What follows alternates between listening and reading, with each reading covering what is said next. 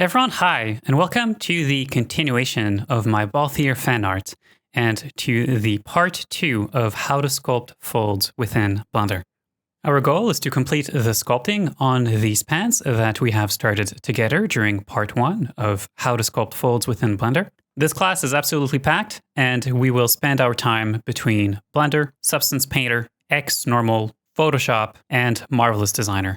Here on the left of this particular Blender scene, this is the starting point for us today, and this is depends the way that we had completed them during part 1 of how to sculpt folds within Blender. During that particular class, we had concentrated ourselves on taking the garment out of Marvelous Designer and adding a bunch of folds and memory wrinkles through sculpting within Blender to really make these pants look lived in and a little bit worn.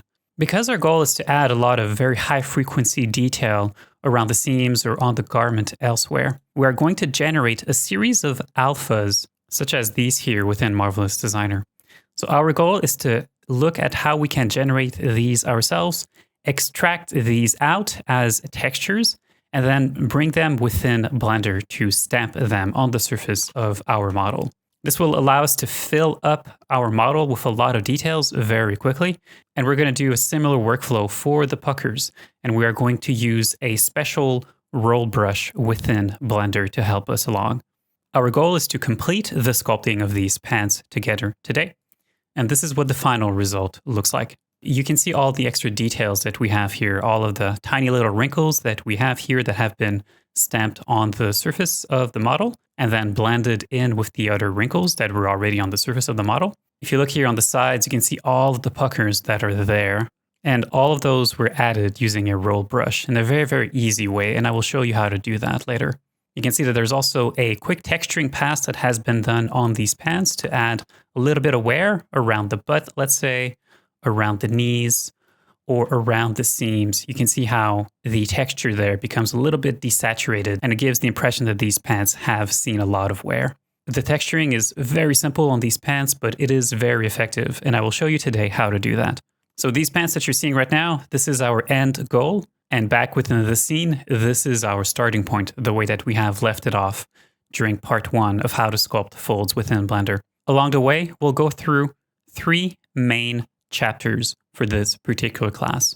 And you can see the result here of each of these chapters or each of these sections, if you will, in terms of detailing for these pants. The first section or the first chapter of this particular class will be one where we will do that quick texturing pass that I keep nagging you about during the last classes there that I say that we would do together. So I'll show you how to do the quick texturing pass, which will pretty much bring us here from the pants without any kind of textures to pants that have this quick texturing. And the detail maps that you can see on these pants right now are the output of the Outgang textile generator. And then I will show you how I have generated the desaturation here around the edges of the garment or on the knees and a little bit elsewhere. I'll show you how I have done that, and I have done that through Substance Painter. It's very, very simple. You'll see it's only going to take us a few minutes to do that. Then section 2 or chapter 2 of this particular class is one where we will be adding all of the puckers. So if you take a look here on these particular pants, this is the result here of chapter 2 of this particular class. And you can see all of the puckering that is happening here, either on the side of the pants here, and really makes these pants look really, really good. Take a look at the back here and take a look at all of the puckers that we have here around the waistband and compare that with the output here of what we will do during section 1, and which is the same as what we had done during last class. You can see we just have a feeling that there's just something that is missing there, right? And it's all of that puckering that we have right now. So all of that, this is what we will be doing during chapter 2. And to do that, we will actually start within Marvelous Designer. And this is what we'll be doing together within Marvelous Designer.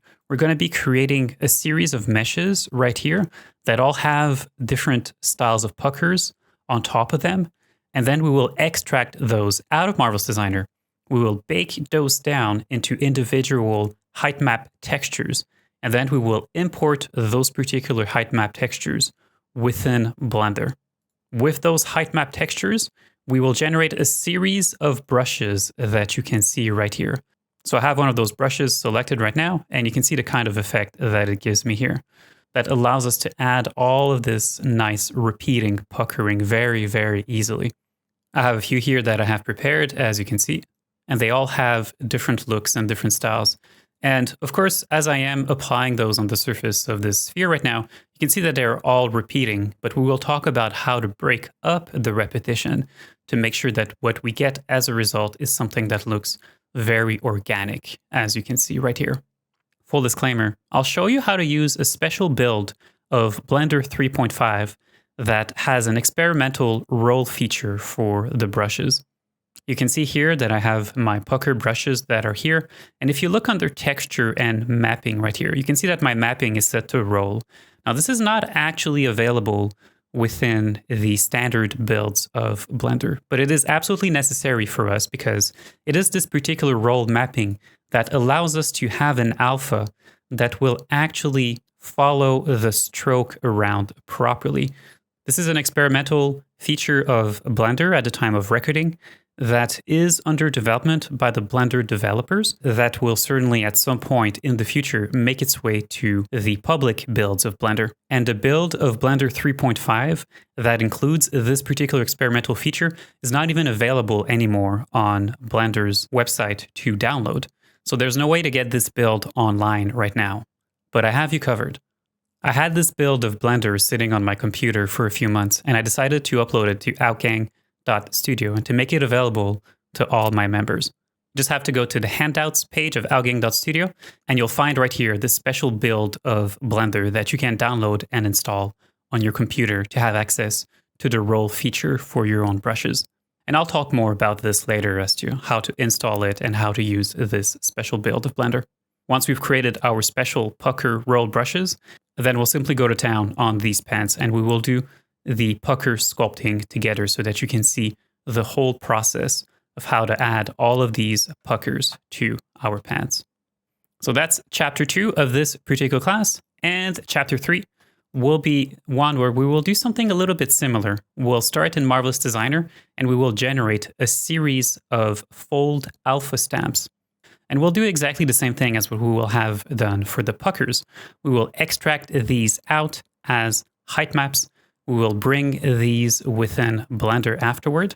We'll create a series of brushes with those, and then we'll stamp those together on the surface of our pants. This class, just like every other class on outgang.studio, is broken down within chapters. So don't forget to check the timestamps for those and to jump ahead to a particular section of this class if there is something that you want to jump over. Finally, along with the special Blender build that I am making available to you, I'm also making available to you this particular handout right here, which is called Pucker Fold Alphas plus Blender Brushes. And this particular handout is a folder that includes a lot of very useful files for you. This is the content of this particular handout. And in here, you have a special Blender file. Within this file, you'll find an extensive array of brushes here. So the pucker brushes and the stamp brushes that we will create together today. All of those are already included within this file. So you don't need to do the setup yourself. You can just grab this particular file, import your own 3D model in here, and you can just go to town with all of these brushes.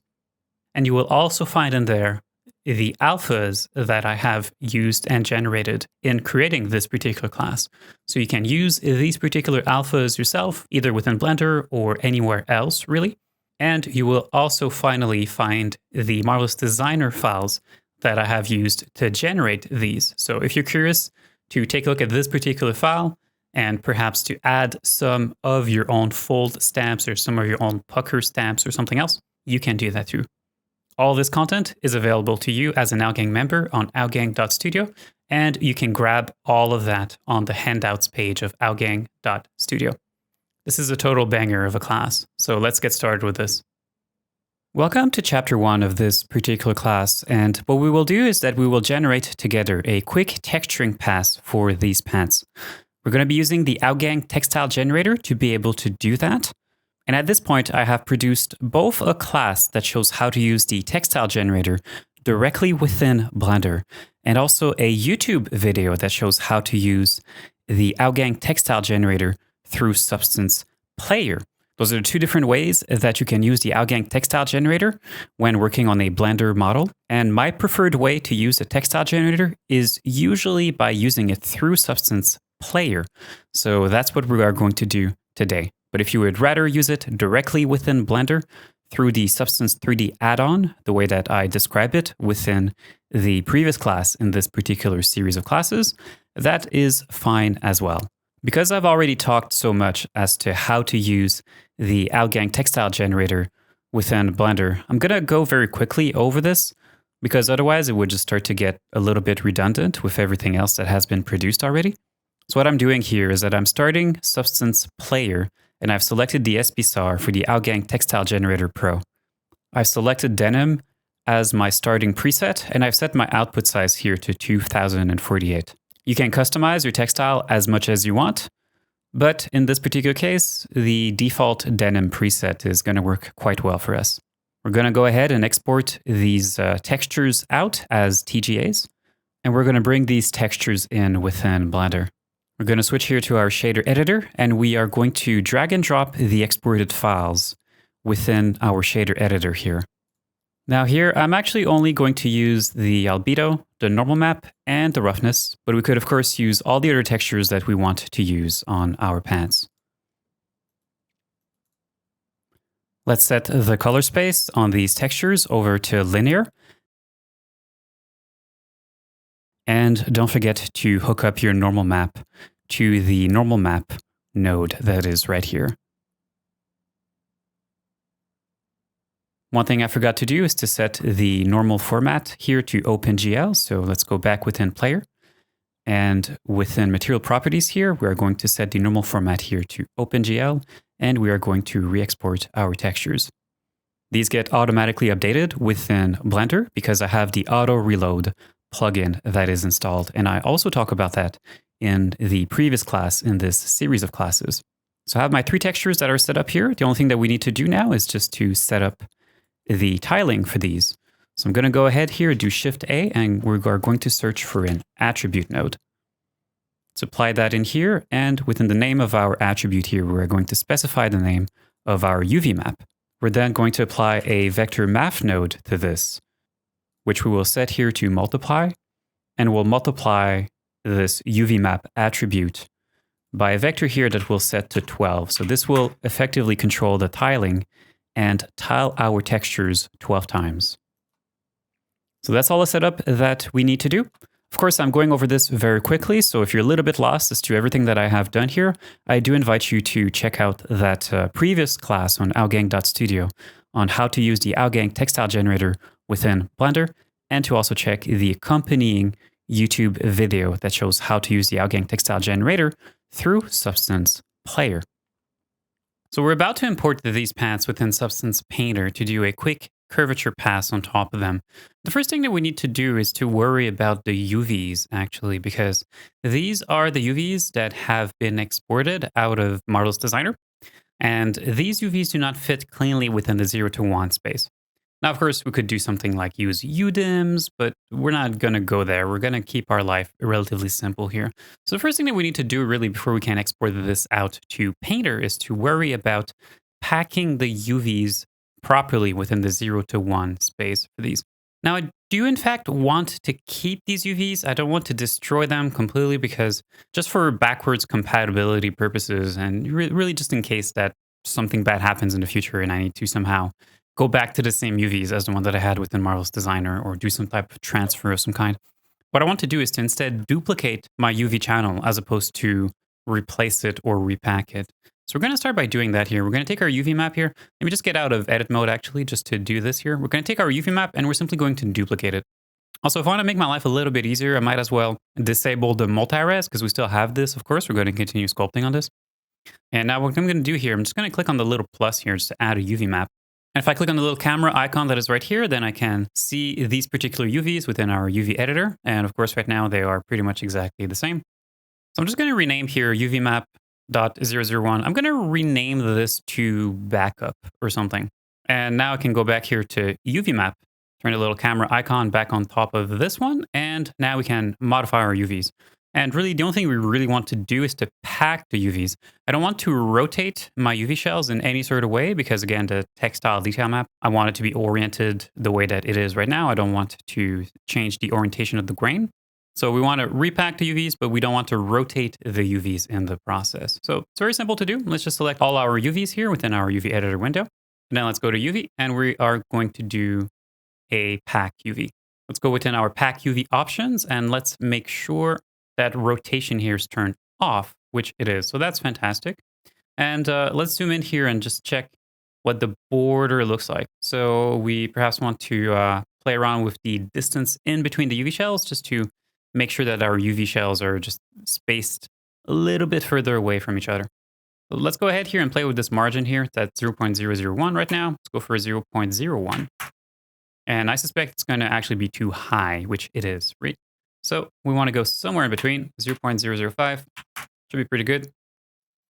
And if I go back here and I click on backup here, you can see that we still have that backup of our original UVs the way that they were exported out of Marvelous Designer. So again, for backwards compatibility purposes, it's quite safe. So I can go ahead here, get out of edit mode, go back to object mode. Let me switch here over very quickly to the shader editor. I just want to play around with the tiling values that we have here. So we're at 12 right now. Let's go for 24. And we can turn our multi-res back on here. So for Painter then, we want to export these pants at a high enough resolution that we don't have to do any kind of high-res to low-res baking. We want to be working on the high-res directly within Painter, but at the same time, it's possible that having 6 million polygons or faces on these pants might be a little bit too high to export these out properly or to load these within Painter. So perhaps we can go down one subdivision level to export this. We're still going to have enough details that our curvature map should come out looking nice.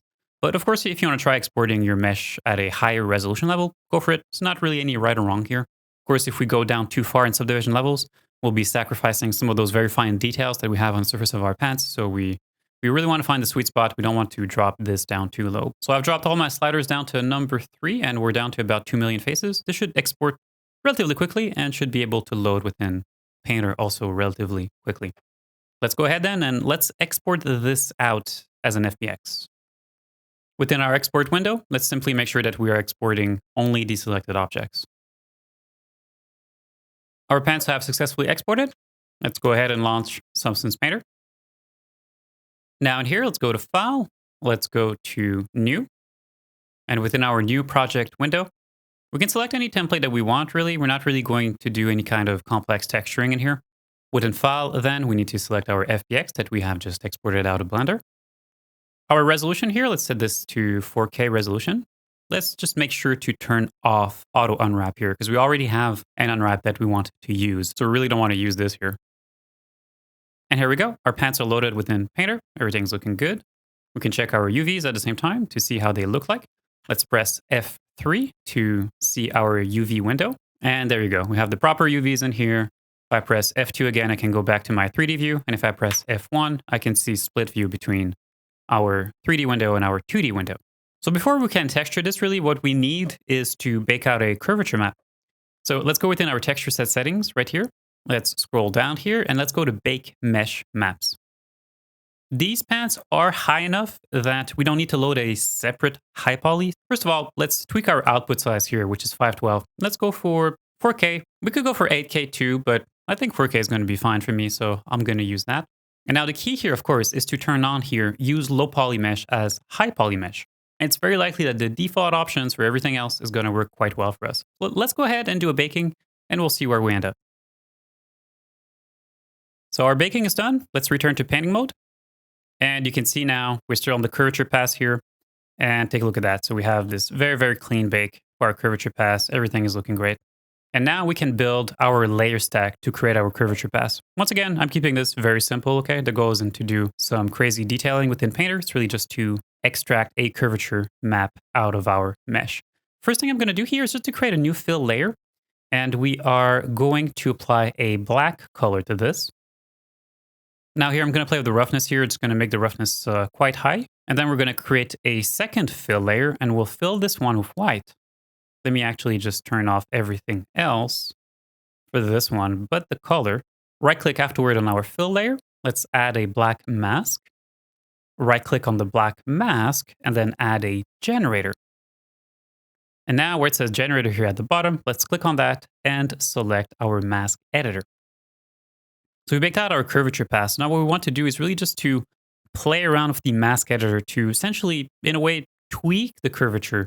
And as I scroll down here, you can see that curvature is actually the only one that is turned on right now. If I put this back here to 0, you can see that we lose all details. Let me put the opacity of our curvature at 1. Click here on the little arrow that is right next to curvature, and let's play around with these settings here.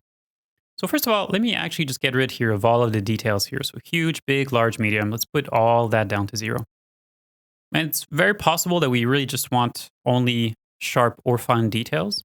And you can see what happens if I increase these. You can see that we are getting some information on the edges of our garment that is starting to become white. So this could really be all that we need.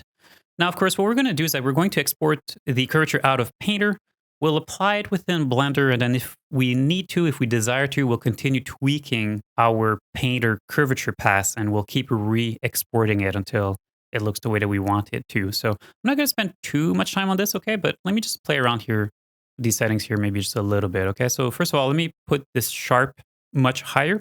And then maybe what I want to do here is perhaps to apply just a slight blur to this, because you can kind of see that, you can kind of see a little bit of the pixels here, or perhaps it was the polygons from the high poly, because we did export at a slightly lower resolution than what we were sculpting within Blender. Because of that, we can also blur a little bit the curvature, which will just get rid of these this kind of faceted look that we have right now.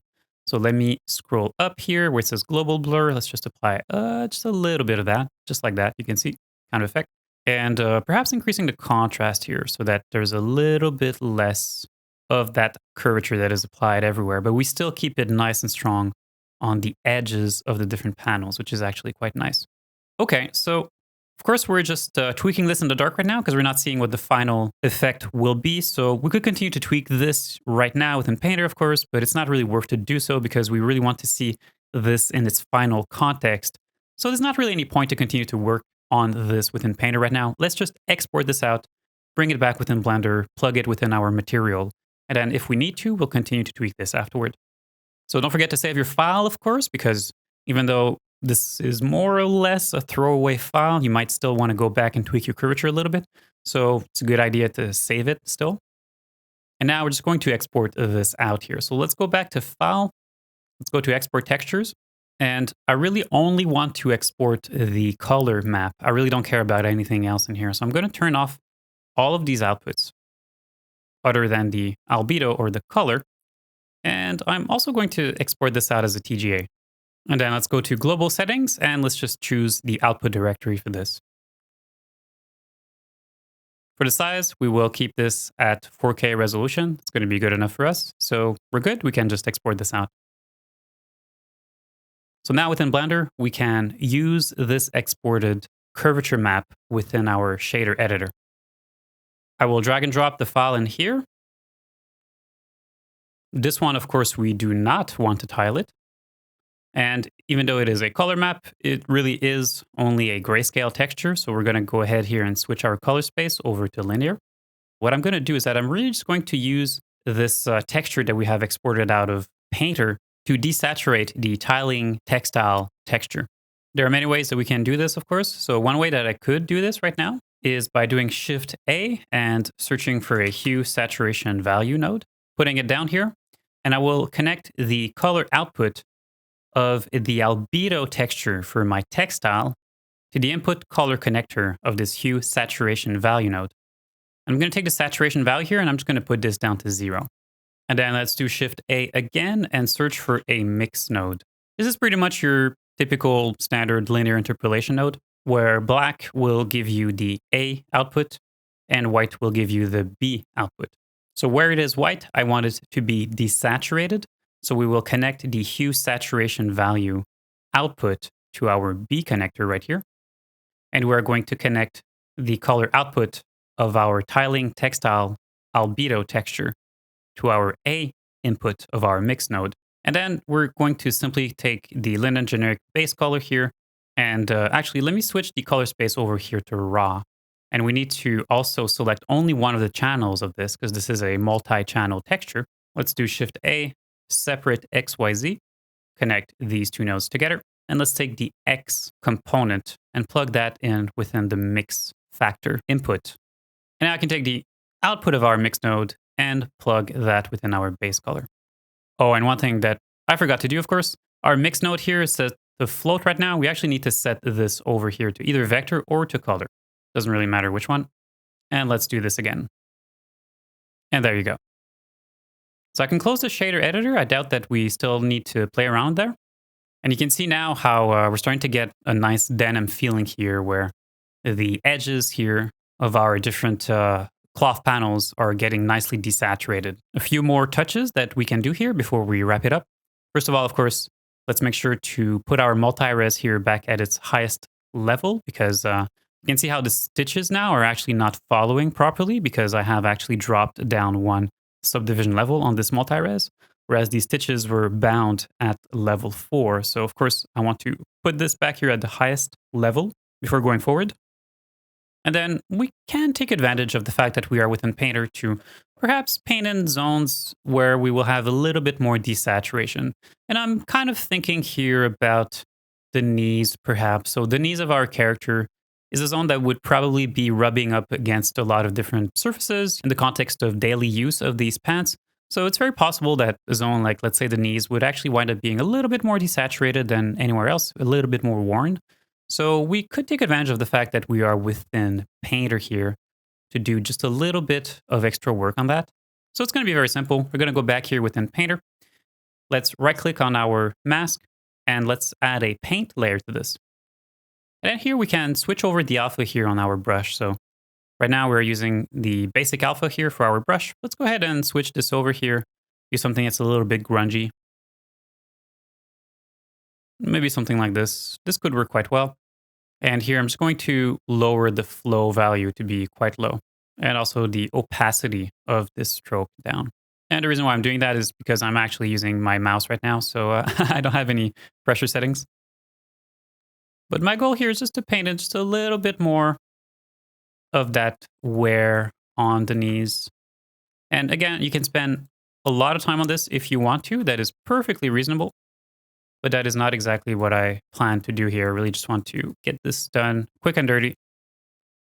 We want to add a little bit more wear to the butt. Sounds like a place where we would have a little bit more of that wear going on there. And let's re-export this out. And our textures auto-update within Blender, so that's really wonderful. We're getting just that slight desaturation over the butt cheeks, quite realistic. And a little bit here over the shin bones and where the knees are. So once again, quick and dirty, very simple, but very effective. This really is all the information that we really need to be able to do a very nice final sculpting pass on these pants, where we will start to really worry even more about the very fine details on these pants, like the puckers around the seams, adding even more memory wrinkles to these. And we will also talk about how to use alpha stamps that have been generated using Marvelous Designer within Blender directly to really start to add a lot of very fine and nice details very quickly to these pants. So we're now within Marvelous Designer, and this is chapter 2 of this particular class. We'll start by creating a few alpha stamps for our puckers. It's not going to be too complicated, and what I'm going to do here is really just to start by creating a few rectangles here of fabric within the middle of my scene. And then I'm going to press G here to create an internal line. I'm going to hold Shift to snap the internal line from the bottom here all the way to the top. And then I'm going to cut these internal lines so that what I wind up with is 3 different panels that are side by side like this, as you can see. I'm going to press Control F to freeze the 2 panels that are on the extremities. And it is only the middle panel here, as you can see, that will be simulated for now. And actually, now that I think about it, I'm actually going to break this off into 5 sections because I do want the 2 panels that will be on the extremities to be frozen so that this particular arrangement does not actually fall to the ground. But I actually want the middle here to be completely unfrozen so that we can simulate it and get some nice puckering going on the middle panel. It'll make more sense later. So you can see now I have 5 different panels, and the ones that are on the extremities are both frozen, but not the ones that are on the middle there. I'm going to go ahead here and disable the gravity within this particular scene because, again, I don't want everything to start sagging down towards the bottom. And now we're going to take the middle panel that is right here. And within its simulation properties here, you can see that I'm going to set a higher value than the default value of 100%. And I'm also going to lower here the particle distance just to make sure that we have enough resolution to get some nice details going on. As I'm simulating, you can see here that because the middle panel has a shrinkage on its warp that is set to a higher value than 100%, it is trying to expand, and therefore the extra fabric starts to create those nice waves on the surface there. The higher I set the shrinkage warp value, the more that these waves will have amplitude. And what we're going to do here is that we're actually going to generate a series of these. So this is actually just the first one that we're going to create. And I'm just going to go ahead here and just duplicate these particular panels over because I actually want to generate a few different pucker brushes afterward for Blender. And here I'm just going to freestyle and try different settings, different simulation properties. I'm going to play around here perhaps with the elastic value that is on this particular segment right here. And what I want is just to generate a few of these different pucker stamps or pucker swatches, or however you want to call this here, that all look a little bit different so that I wind up having some Blender brushes afterward that have some variety to them. Of course, what we will do is that we will bake all of these out to individual height maps, and we will bring these within Blender afterward. But I really want to generate a few different looking alphas here and a few different pucker stamps, if you will, out of Marvelous Designer, just for the sake of variety. And there's no right or wrong here. There's no one recipe that you should follow. It's really just a question of just playing around here with the elastic property here that I have played with on the segment that I had selected here before, or playing around here with the shrinkage warp values, and also changing the simulation properties on these different panels here. So I'm selecting here the fabric and have created a new fabric, in fact, for this particular second pucker swatch, if I can call it like that. And here I'm just going to play around with some of these simulation properties here. And my goal really is just to create a few different recipes for getting different looking puckers. There's really no right or wrong answer here. So there's no one recipe that I can give you exactly to follow. It's more just playing around with the different settings that we have within Marvelous Designer and trying ourselves to create different styles of puckering that all look a little bit different so that we have a few complementary alphas and afterward Blender brushes that we can use to continue our sculpting together here.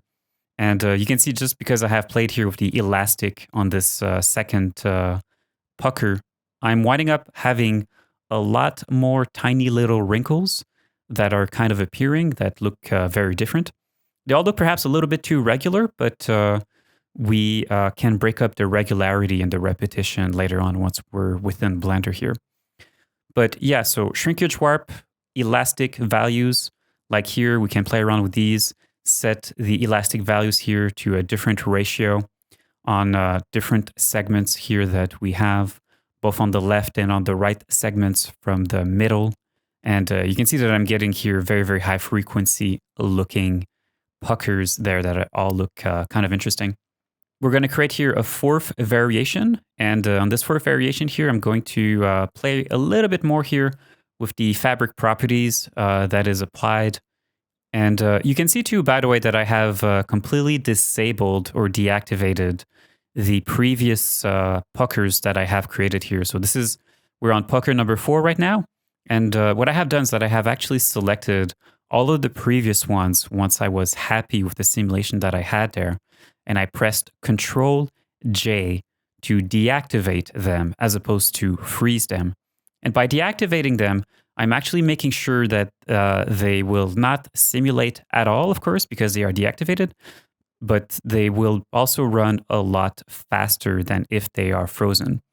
So just as a reminder, if you freeze something within Marvelous Designer, it won't move when you press spacebar to simulate, but because it is still active for collision purposes, you are not liberating, if you will, the performance that otherwise would be taken by those frozen panels if they were not frozen.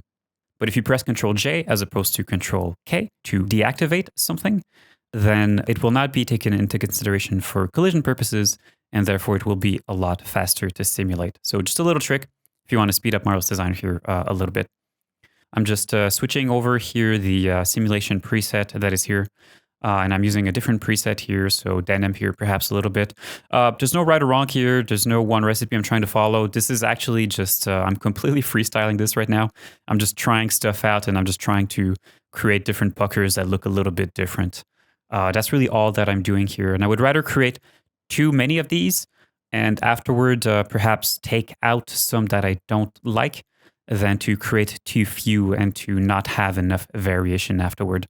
But really, so there's no one recipe here. I know I keep saying this, but it's really important. So what I'm really doing here is that I'm really just playing around with the different tools that is at my disposal here. And I invite you to do the same thing on your side as well.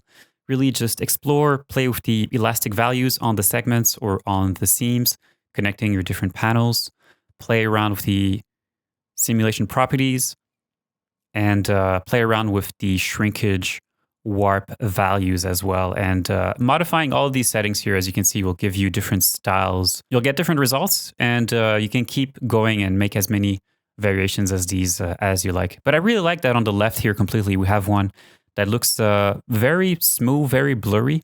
That's going to be quite nice. And then we have other ones that look actually quite sharp and high frequency. So we have a good mix of puckers that have very high frequency, very low frequency, some that look a little bit blurry, like the one that we have on the left completely, and then some that look a little bit more sharp. So all of that's going to be very, very interesting for us. So we're ready to export these out. And the last thing that I want to do before I do export these out is just to resimulate them without being deactivated or frozen. Because it happens often with Marvelous Designer that even if something is deactivated or frozen, if you do multiple simulations within the scene, you'll see that whatever was frozen or deactivated will start to kind of lose a little bit of precision to it. It's kind of hard to explain, but it's something you might have noticed yourself. Anyway, so just doing a quick simulation with everything that is unfrozen here is a great way just to make sure that all of these different puckers all look their best. And now we are ready to export this out. And I'm exporting all of these out here as FBX here. And the default options here work great. So single object, unweld, and thin. We simply want to export all of these out like that as an FBX. And then let's bring this within Blender.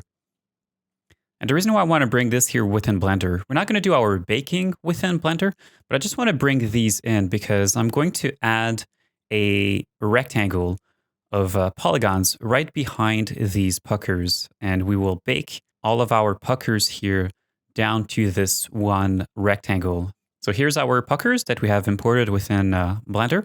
It's not really any work to do on them directly here, but since we can see where they are in 3D space, it makes it easy to place a plane behind them on which these will be baked to. So let's go here to add, and let's add a plane within this particular scene. I'm going to rotate this plane, and I'm going to move it right behind these puckers, as close to them as I can. And we will also scale this particular plane down so that it takes about the same width as these different puckers. Of course, because this is a plane, it is already unwrapped for us. So we really don't have to do any type of unwrapping here or anything else. But I do want to move the plane so that it is as close as possible to our high poly. It's fine if there's a little bit of a gap, okay? Like you don't need to go crazy with this, but if the plane is really, really far back, we're going to start to get some really awkward values within our height map. So I really don't want to have that. So we're good to go. We can export this out here as an FBX. This will be our low poly for baking purposes. And then we can start XNormal. By the way, XNormal is a free software that you can download and install yourself. It's a really wonderful baker. It's also extremely old, and it is a dinosaur, and it has one of the most horrible UIs ever. But it still is a baking software I like to use once in a while because it just works great. And it has some options, actually, that even modern bakers don't have. So it's something that I do use once in a while, especially in this particular case here to bake height maps. You just go here within high definition meshes, right click and select your high poly in here. And then afterward, we go to low definition meshes. And in here, we will select our low poly, which is the plane that we have just exported out of Blender. Then let's go to baking options. And this is where we set things such as resolution and also what are the maps that we want to render out. And in this case, what we want to render out is a height map. You can see I've set my resolution here to 2K. This is not for our final bake. We'll bake a really, really big texture in the end so that we have some really high resolution alphas. But it's good to start by baking a lower resolution version because that's going to render out a lot faster and it gives us a chance just to confirm that everything has been set up here properly. I'm going to go ahead here and select what will be the output directory and the name of our output files. And we're ready to do our test bake here. So just click on the Generate Maps button that is right here. So because we're baking out a 2K, this baked out relatively quickly. And you can see here what the result looks like. So this is the result of our height map. And we are set up properly because, well, we can see a result here. So that's pretty much everything that I want to see, to be honest. So I'm actually quite satisfied with this. And so we can close this here. And you can see actually that I've been rendering out other textures actually. So it means that within the maps to render here, I have a few checkboxes that I don't want to turn on here. So I'm just going to turn all of those off to make sure that I'm really only baking out the height map. And we can do our final bake here. So I'm going to bake this out here at 16K resolution. You can see that you can even bake up to 32K resolution if you wanted to. But this will certainly take some time to render out. So I think 16K is going to be big enough for our own purposes. And we're just going to go ahead and render this out. And I'm just going to cut out here the amount of time that it takes to render this out. But this took a few minutes to render out. So here's the result of our bake. You can see our height map here within the interactive height tone mapper of XNormal. Just a few quick words about this particular tone mapper window that is right here. Within this particular window, you can actually set different values for your height map if you want to limit the range of your height map. And you would do that with the values here that are at the bottom here where it says options. And you see values here of min point and max point. In a lot of cases, you don't actually need to change these particular values. There's cases where that might be something you want to play with. I would actually rather modify all these values within Photoshop because we're actually saving this out here as an EXR file. An EXR file is a 32-bit file. Anyway, so once you close the interactive tone mapper here, you will see that afterward, XNormal will do the dilation pass. That's just to add a little bit of border around the different UV islands that were baked out. In our case here, dilation really doesn't change much, really. So once we're done with this particular dilation, then afterward, we can open our exported EXR file directly within Photoshop, and we'll continue working on this file there. There's quite a lot of changes that we need to do through this file. So of course, we have one texture, first of all, where we have baked out all of our puckers. And you can see here definitely as I open the file, why it was beneficial for us to bake out such a huge texture. This is a 32-bit file, of course, that we are opening within Photoshop. So there's no color management in here. And this is why this texture is looking a little bit washed out. But you can see here as I sample part of the texture here that looked to me to be kind of neutral gray. We have a value here of about 0.5. So we're already pretty close to the final values that we will want for this particular texture. Now, I could keep this texture at 32-bit, but I would actually rather convert this down to 16-bit. And the reason for that is just because it's going to be a little bit easier to manage. We won't have these washed out colors. And 16-bit still gives us enough information and enough precision that we're able to work here. So that's why here I'm going here to convert this particular image down to 16-bit. And within this particular HDR toning box that opens here, you can see that I've set myself here to exposure and gamma. And we are going to set here the gamma down to a value of 2.2, which will make this texture look a lot more natural for us. It's very important to make sure that the neutral gray values of our texture, so the places where there is no elevation whatsoever on the height map, It's very important that those zones are set to 128, 128, and 128, because that is our neutral gray value, of course. And as you can see, as I sample different places here, that we actually have a value here of 132. And so we're not quite at 128. We're not far, but we're not quite there here. So I'm going to add an exposure adjustment layer here. I'm just going to bring down here the exposure just a very tiny amount until we get this particular value here of 128. It's not perfect, but it's close enough that I'm satisfied with this. And it's just going to make sure that the neutral parts of our texture don't actually cause any kind of elevation change afterward once we have converted these down to brushes within Blender. So there's quite a lot of work that we need to do on top of these textures now. And we have a lot of work to do here, such as removing the distortion. So there's a little bit of distortion. You can see that some of these puckers are not quite straight, and that will obviously give us headaches once these are converted to tiling brushes. So we need to account for that, of course. By the way, you can see that I have duplicated my layers just for safety's sake, because the changes I'm about to do here are quite destructive, and I want to make sure that I have a backup just in case. So that's why I have duplicated all of my layers here. But so what I'm going to do here is that we're going to start by just removing the distortion that is built in. And so what I'm doing here is that I'm doing a box selection over part of my texture, as you can see. I'm doing Control T to go within transform mode. I've right-clicked here and I've set myself to distortion. And this allows me to do what you can see here, just to pull on the selection box, if you will, and I can create this kind of trapezius, I suppose, with the selection, where I'm actually expanding only one side of my selection. And by doing so, I'm actually making these puckers as straight as I possibly can have them to be. And that will just make our life easier once we are tiling these particular textures afterward. Even on this one here, it does look like the puckers are relatively straight, but there's still a little bit of distortion in here. And also the reason why my selection here, I'm kind of cutting through some of the puckers here that is to the left and to the right of the center. It's because I actually don't care about those. We're actually going to fade these out afterward.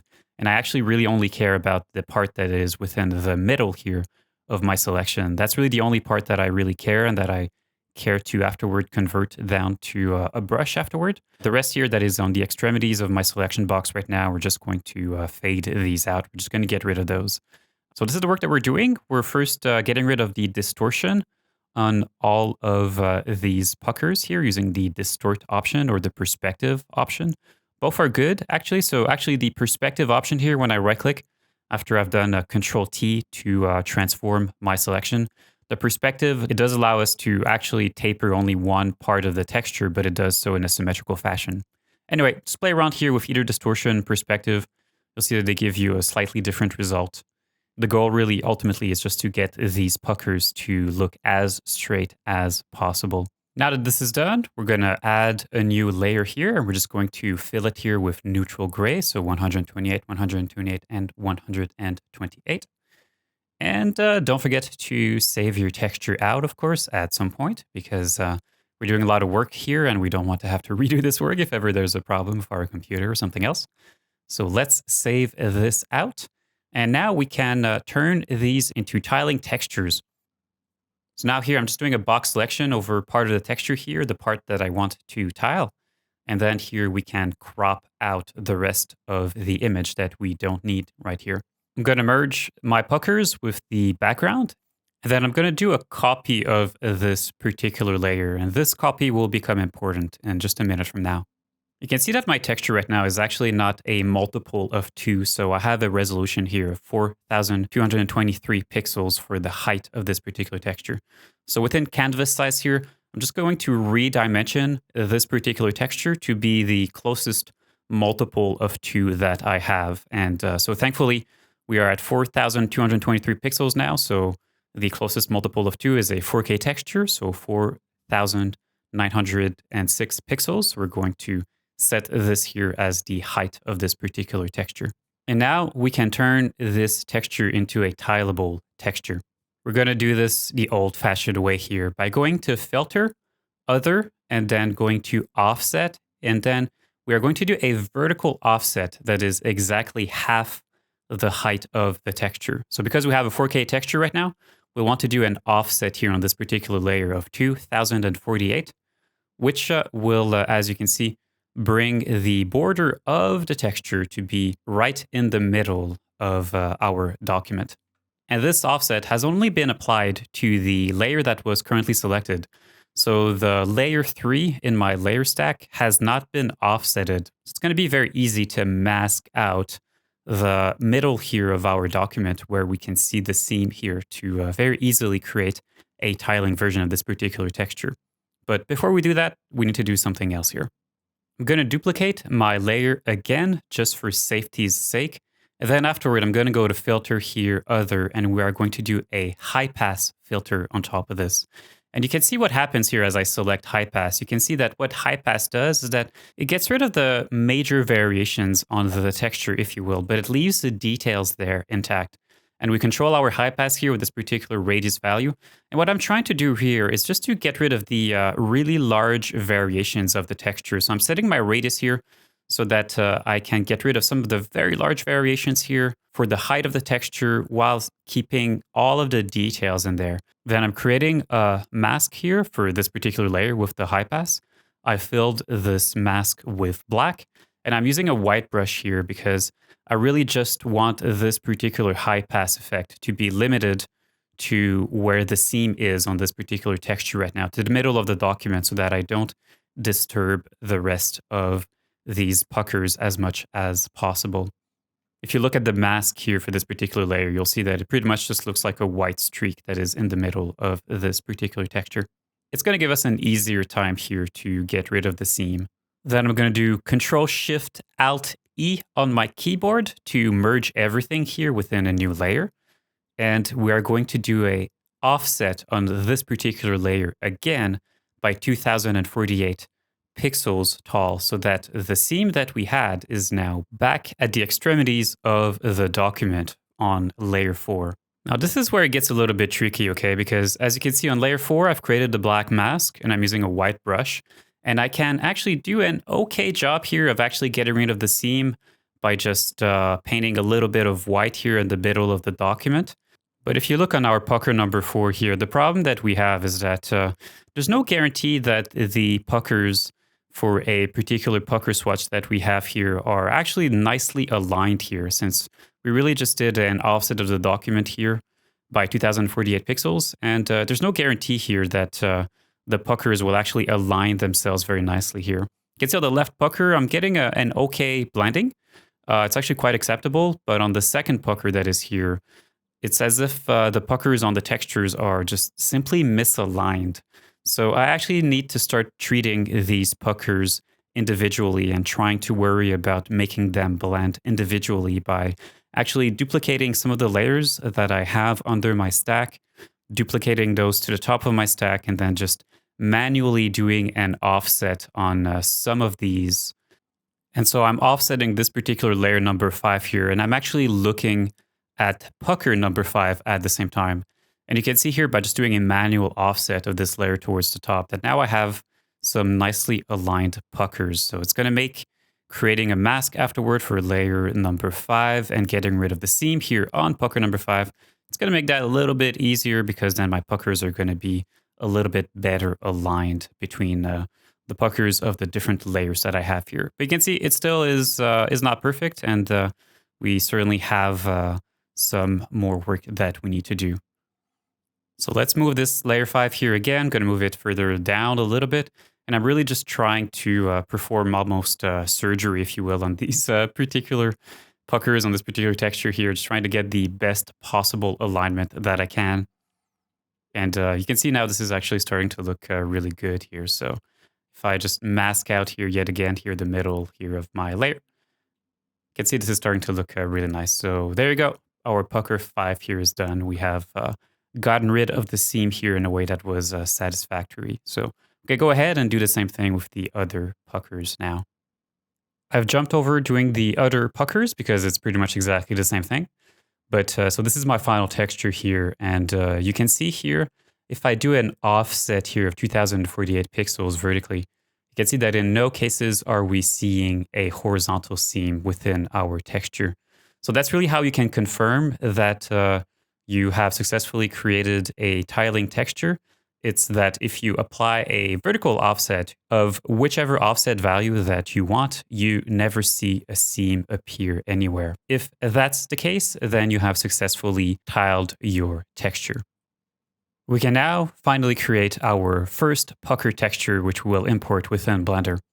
So here I'm just duplicating my layer 7 here to a new document because we will crop this and I don't want to mistakenly save over my pucker document that contains all of the puckers. And then here I'm just going to isolate the first pucker here of my texture.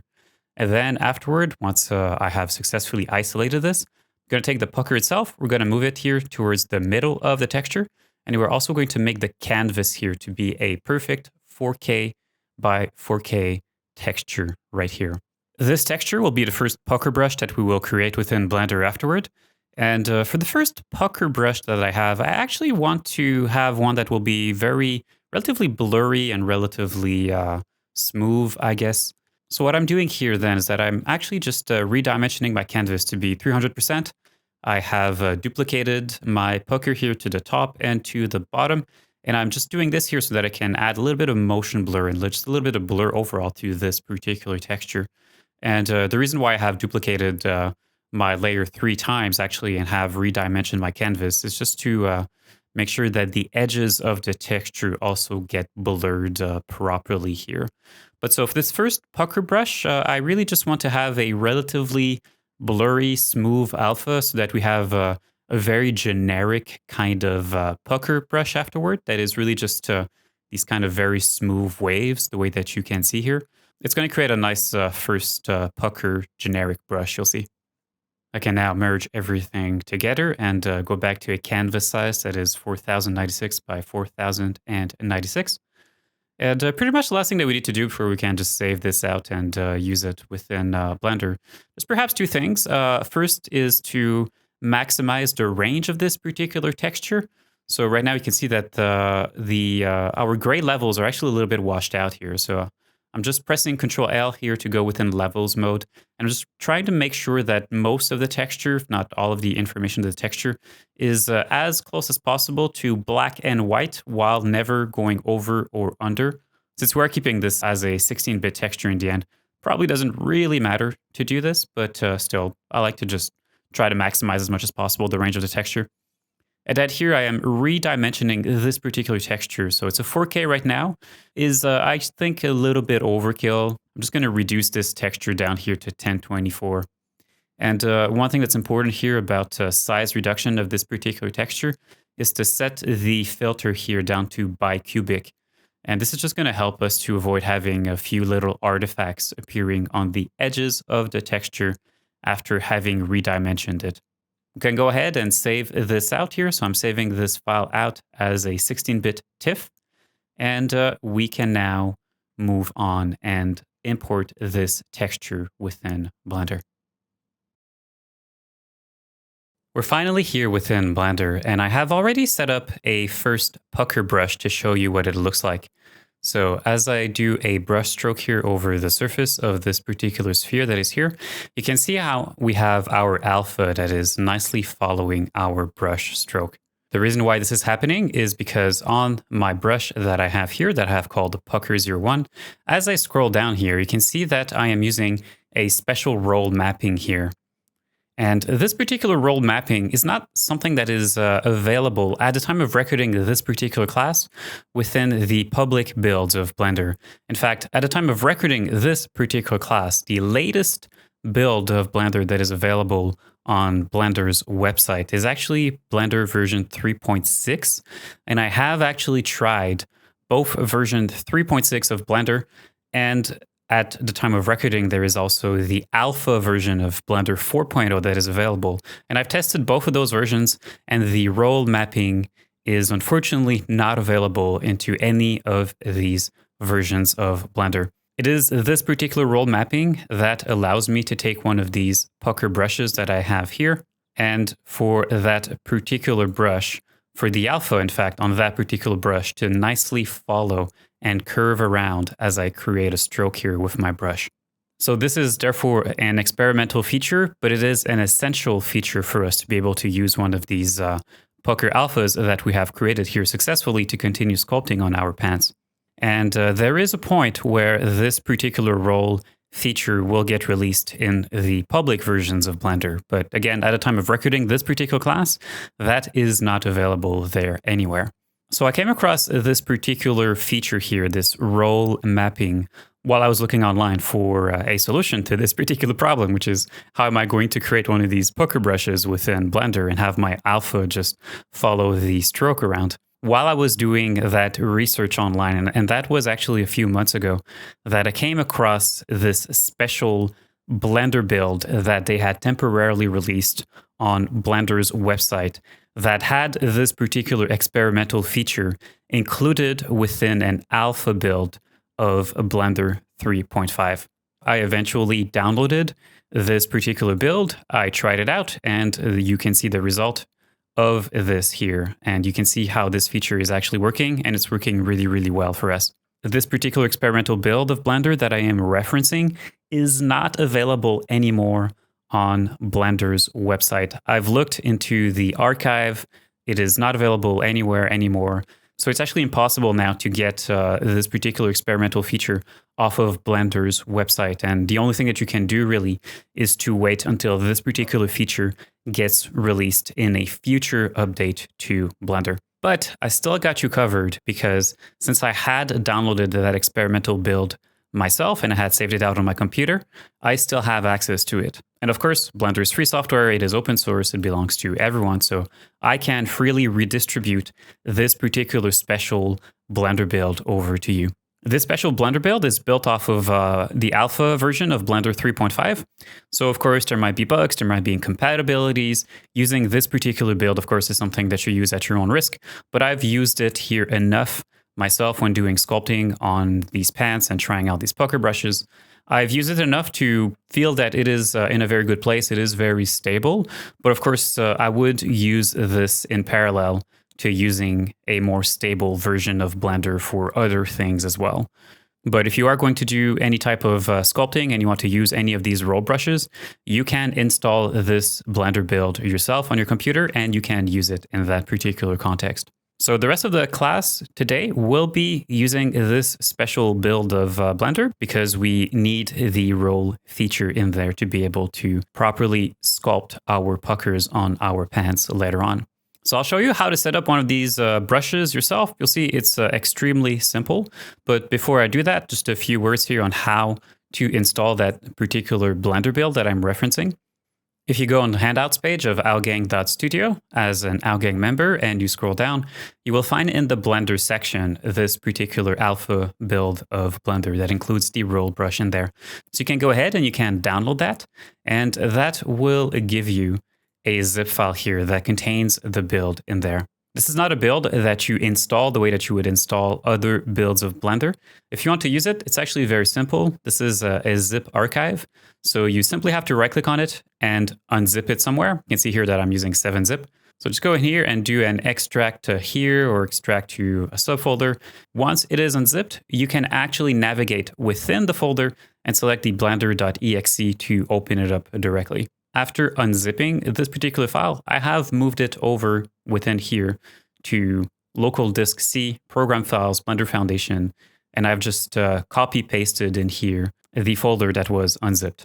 So it's this one right here. And if I go in here, there is here blender.exe. You just have to launch that to launch this special build of Blender. You don't need to install it in any sort of way other than unzipping it and going within the folder. So I'm back here within this special build of Blender, and you can see in here that I am within sculpt mode right now, and I have set up here a bunch of pucker brushes right here, and I also have set up here a few stamp brushes, which we will talk about later once we talk about how to create those stamps here. So getting a little bit ahead of myself by showing these to you, but I'll show you here how to set up here your pucker brushes yourself if you are just starting off, so that you see the whole process of setting up one of these brushes here. Here you can see all the textures for the puckers that I have exported out of Photoshop. Now, if you're following the class along, we'll have only created one right now, which will be this pucker01.tiff. But I've gone ahead and I've generated all of the other pucker alphas at the same time. And I'm not going to show you how I've done that within Photoshop because it really just gets redundant. But this is what these look like. So once they have been cleaned up here. And one thing that you might note here is that the cropping actually of the picture is a lot tighter than what we have done a few minutes ago. My cropping is actually now a lot tighter and I have a much smaller section here of the texture that is in here.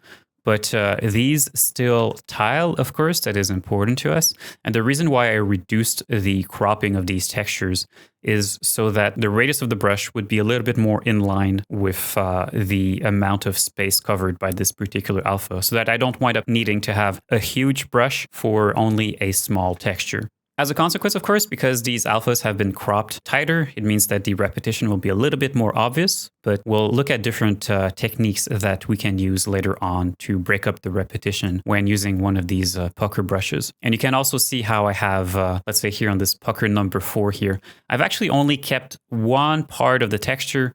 I have blurred out and painted in neutral gray. But so this is what my final pucker textures look like. You have access to these pucker textures as well if you just want to use these directly and you do not want to go through the setup. You have access to these alphas. They are also available to you in the form of handouts on outgang.studio. So on the handouts page of outgang.studio, there is here this particular handout that you can download. That includes all of these alphas that already have been made for you in this handout. So this is what is included in there. You have all of these textures here, so the pucker textures and also the stamp textures that we'll create together later on. And you also have access to a Blender file that is meant for that special build of Blender. So to be used in the Blender 3.5 Alpha roll build, this particular blend file is meant to be used in there, and it includes all of the roll brushes that already have been configured properly for you to use. So you can just use this particular file or import these particular pucker textures and these stamp textures yourself directly within Blender and go to town. You don't need to do the whole setup yourself if you don't want to do it. But I'll still show you how to set this up yourself in case that you are curious here. So I'm going to go ahead here and I'm going to reset Blender here to its default. And then we're going to take this cube here and we're just going to convert this to a multi-res. I'm going to subdivide this 3 times. I'm going to collapse this particular multi-res. I'm going to apply a new one to it. And we're going to subdivide this 5 or 6 times or so. Check here to see how many polygons we have within this particular scene. We're up to 400,000. We can definitely subdivide this even higher than this. So let me go up here even to number 7 or so. By the way, the reason why I collapsed the first multi-res and I applied a new one is because the more levels that you have within your multi-res, the more that Blender slows down actually. So even here at number 7, I'm kind of looking for trouble here performance-wise, but we'll see how it goes. And so to set up one of these roll brushes, what we're going to do once we're in sculpt mode is that we're going to go ahead here and switch over to our tool. And what I'm going to do is that I'm going to duplicate our draw brush that is right here. So I'm going to click on the little duplicate button that is right here. Let's click on that. And now actually, if I put my cursor over the brush icon that is here, you can see that we have actually 2 sculpt draw brushes. So we're going to take the second one that we have here. I'm just going to rename this one to pucker01. And this will be our first pucker brush. I'm going to go down here within texture, and we are going to create a new texture for this brush. Then I'm going to click on the little icon that is right here to go to the texture tab, where we can click on open and we can select our pucker alpha. So our pucker01.tiff, let's open this in here. And there's a few settings that we need to change on this particular texture. First of all, set the color space here. Make sure this is not set to sRGB. This needs to be set to linear. Then go within colors right here. Turn off clamp, by the way, because we don't want to clamp these particular values. And where it says brightness here, set this particular value down to 0.5. We can go back here to our active tool settings. And then as I scroll down here within texture, where it says mapping here, switch this over from tiled all the way to roll. So let's try out our brush here. And so I'm just going to go here over the surface of the model and take a look at that. So we have our first roll brush that is configured. Blender does store the brush information within the Blender scene directly. So in this case, because we want to now sculpt our puckers on top of these pants, I have to redo the brush setup here within this particular scene. So that's exactly what I'm doing here. I am starting from the Blender scene from which we will be working on to add our puckers to our pants. And here I'm just quickly going through the setup of recreating all of these 5 pucker brushes here with the alphas that we have created previously. So yeah, it kind of sucks having to redo this particular setup here once again, but because you have access to that blend file that is part of the handouts and that is already configured with all of these pucker brushes and all of the stamp brushes within the file as well, you can actually go ahead and just start from that particular blend file yourself. Just start from it. Just make sure that you are loading it within the special Blender rolled brush build that I have been talking to you about. Open that particular blend file in there. Import your own 3D model on which you want to sculpt within that particular file. And you can already go to town and start using all of these pucker brushes directly on your model. So you don't need to do the full setup yourself here if you don't want to. All right, so we finally have finished setting up our pucker brushes here, and we are finally ready to use them and to go to town on this particular 3D model. So let's do a little bit of sculpting together. This will be a little bit refreshing compared to all the technical talk that came before it. So you can see, these are the pants, the way that we have finished them after the part 1 of sculpting folds within Blender here on Studio. And the first thing that I'm doing here is that I'm actually subdividing this particular model at a higher subdivision level. And I'm really just doing that because I really want to have as many polygons as possible, because these puckers can get very small in terms of details. And so going for one more subdivision level for this really works for me to be able to just squeeze out a little bit more resolution out of this 3D model. And you can see on the top left of Blender right now that I'm up to 21 million faces just for these pants. So really, you might not necessarily want to do this, okay? Like really, you want to push the resolution of your own 3D model as far as you can, all the while keeping it reasonable in terms of performance. So the moment that Blender starts significantly lagging, you'll see that you're going a little bit too far here. But obviously, the more resolution you can get out of your 3D model, the better it's going to be. So I'm already starting here. So I'm using the Pucker 3 brush. So it's one that has some very high frequency details. And you can see what I'm doing here. So I'm actually just trying to place these strokes down. So on the side of the model here, I'm just trying to place some of these strokes down here on the side of the model. And I'm trying to keep that puckering here within the middle section here. Because on this particular garment panel that I have, I actually have 2 stitches on both sides, or rather I have 1 stitch on each side of this particular panel that is here on the side of the pants. And because of that, I actually want to keep the puckering in between those 2 stitches. So even though I have hidden the stitches right now within this scene, you can clearly still see where is those stitches, because there's a little bit of a hard line that is there here. So I'm just trying to keep the pucker in between those 2 seams. We will add a little bit of puckering on the outside of that afterward as well. But I just thought here that the pucker number 3 brush just was giving me some pretty good result here in the middle. So I think that that's pretty cool. You can already see the result of that. And one of the biggest challenges that we'll have together is to break up the repetition of these different pucker brushes. So of course, the fact that we have different pucker brushes with different visual styles is already going to help us a lot. But beyond that too, we will want to be either modifying our pucker brushes in different places or using different techniques to stamp these alphas down in a way to try to break up the repetition, perhaps using a little bit of blur, perhaps using other techniques that we will explore. You can see this particular case actually, so my Pucker 3 brush, if you've actually paid close attention here, I've actually gone ahead and switched the mapping over. So I've actually gotten rid of the rolled mapping temporarily, and I've replaced it with this area plane mapping, which allows me to just stamp on this particular alpha from my Pucker 3 brush individually in different places. It's one of the techniques that we can use, of course, to try to stamp on this alpha in different ways and in a way that kind of breaks up the repetition here a little bit. You can see now that I've switched over to a particular brush here on the left, which is actually called the Multi-Res Displacement Eraser brush. And you can see as I go over the surface here in different places, it's kind of making some of these puckers disappear. And so this brush is actually really, really good for that, to kind of blend in a little bit of the details that we have been sculpting on top of the model. Now, this particular multi-res displacement eraser brush, it kind of reminds me a little bit of the morph brush within ZBrush. So if you're coming over from ZBrush, this multi-res displacement eraser brush is a little bit like that, where it kind of allows us to add details on a model and then use that particular eraser brush and then kind of stamp down or remove a little bit of the intensity of what we have been sculpting. But it's very important to say that it is not equivalent to the morph brush. So it's kind of similar to it, but it's not exactly the same thing. And what the multi-res displacement eraser brush actually does is that it actually gets rid of all the details that are of a higher frequency than the basic shape of an object, or rather the basic shape that we have at multi-res level or subdivision 1, essentially. So it's actually pretty destructive.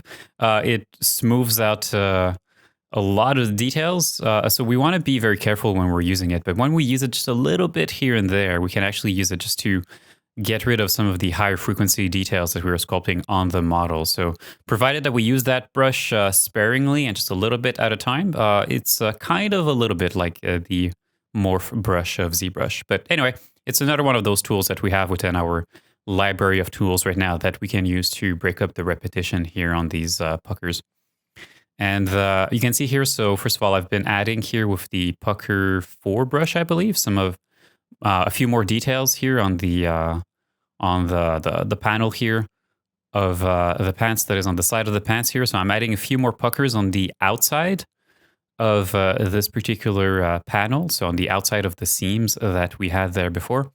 And I've been using the Pucker 4 brush here, primarily because it's a different brush than the Pucker 3 brush that I've used previously on this particular section here of the garment.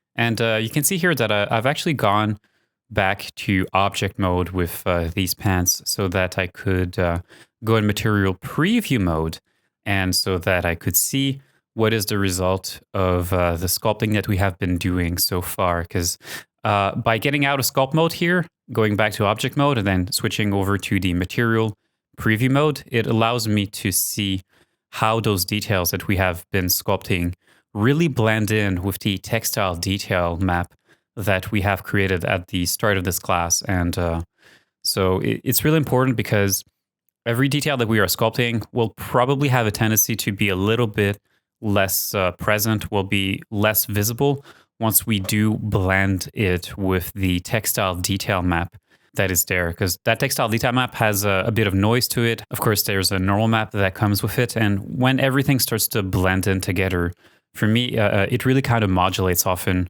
how I feel those details are that I have previously sculpted. And often I find that I have to sculpt the details a little bit stronger so that they will still have enough strength once they do blend in with that textile there. Anyway, you could also see there that the curvature paths that we have created together within Substance Painter, I don't actually have it here. The reason for that is because I've been creating this particular class non-linearly. And at the time that I did the pucker sculpting here, I did not actually have that wear pass that I had created at that particular moment using Substance Painter. So as a consequence, I have the textile detail that is here, which is the most important, but the wear, the albedo wear, so the kind of edge desaturation, I don't have it here within this scene. But because I have the textile detail map that is there, that's really all that I need to properly judge how this garment looks like once we have that final textile that is added on top. So anyway, yeah, once in a while, I like to get out of sculpt mode, go back within object mode, and really evaluate there with the final textile information that is there. What is the strength of the details that I have previously sculpted?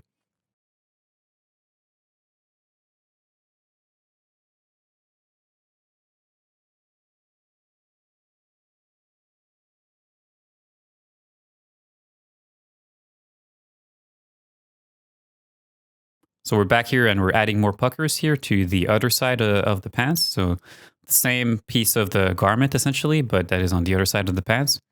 And you can see here how I have added those puckers right here in the middle of this particular section here. I've been modifying the strength that I've been putting down here on my brush, but also I've been making sure that I am stamping using the Pucker 3 brush.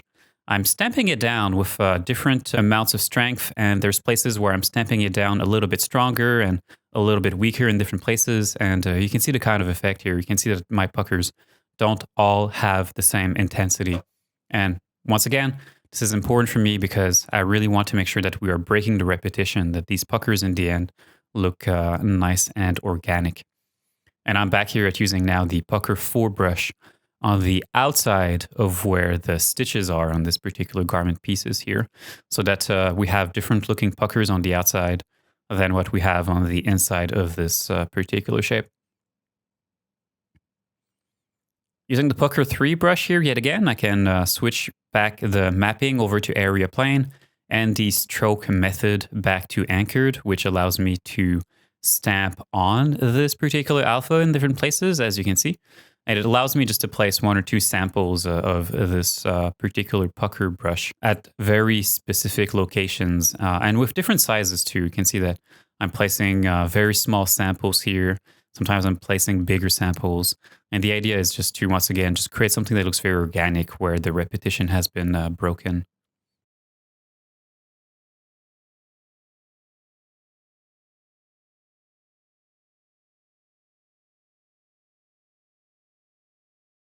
All right. I think these are looking pretty good. So I'm pretty happy with these puckers here on the side of the pants.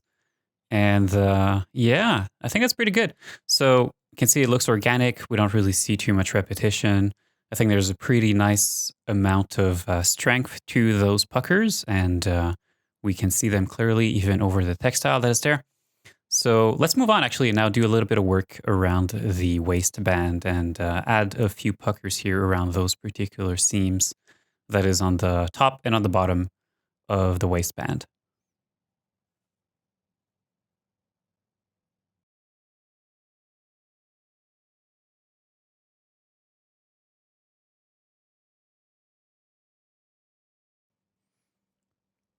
Here, trying out the Pucker 1 brush and the Pucker 2 brush.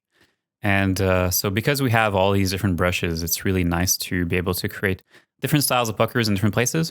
Of course, you always want to bring this back to references that you might have access to, such as either garments that you have yourself or pictures of garments that you can find online to really have a good idea of what these puckers should look like around different seams.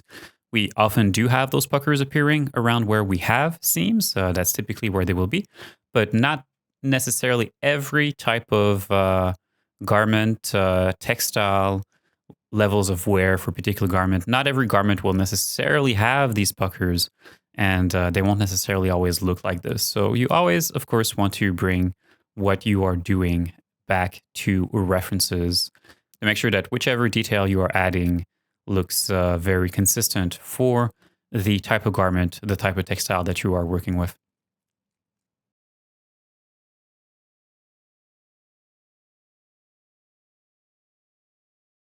In some of these cases here, especially because I have a stabilized stroke that is on my brushes, it might make it a little bit hard to get some of these puckers down on some of these very short segments here of my garment, perhaps. So this isn't a bad place here just to switch back over here to anchored stroke method and to switch back over our alpha method over to area plane, just so that we can just stamp on these puckers here. Because some of these edges are pretty short, and when you have stabilized stroke that is turned on within Blender, sometimes it can make it hard to get some very narrow strokes going, or rather to get strokes going on very narrow surfaces. So anyway, it's good to go back and forth here between the roll brush or the roll method and a more traditional method for stamping on these alphas on our surface. You can see how much repetition there is here, by the way. You can see that this is not looking organic enough. So definitely here using our multi-res displacement eraser brush here yet again is a good idea, just to fade in a little bit of these puckers. And especially this Pucker 2 brush actually looks extremely irregular. So If I overuse this brush without blending it in any sort of way or mixing those puckers with other details perhaps that are on the surface, there's a high risk that it's just going to look very artificial and not organic enough. So that's always something that we want to take into consideration. We can't just go over the surface with some big roll brushes and just do one stroke and then call it a day. It's not going to look good enough. We really have to spend some time to really worry about blending all of these here together.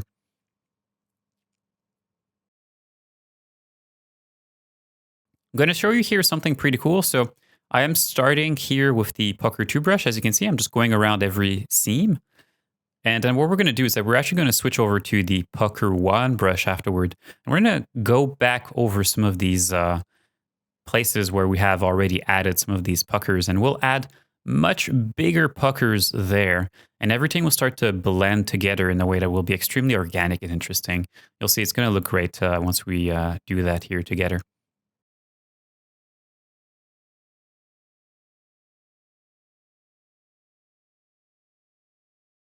These are looking pretty good here, so I'm pretty happy with these.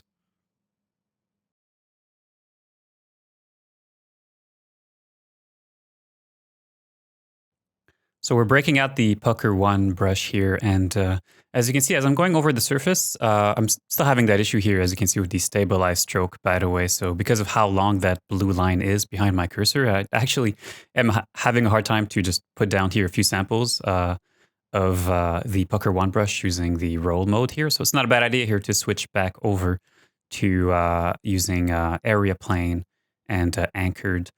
But you can see here, essentially, as I'm putting down some of these samples here of the Pucker 1 brush, it is actually starting to connect together these puckers that we have added with the Pucker 2 brush. So we're starting to connect together, essentially, all those smaller puckers through bigger puckers that are put down by the Pucker 1 brush. We're starting to connect together some of these puckers that are, let's say, from on the bottom of this particular panel to the top of this particular panel, starting to connect all of these together.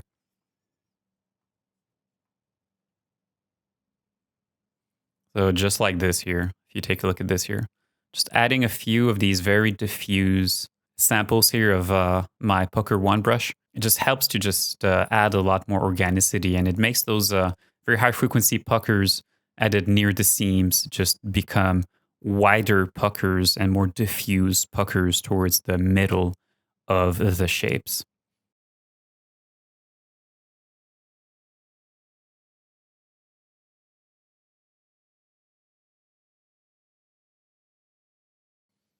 I can add a few, of course, using the Sculpt Draw brush directly. So I can, of course, sculpt in a few of those more diffuse puckers. I can, of course, do that here. I'm not limited to only using our pucker brushes here to add a few puckers. I can, of course, sculpt some in and extend some of these puckers a little bit further towards the inside of the shapes that I have.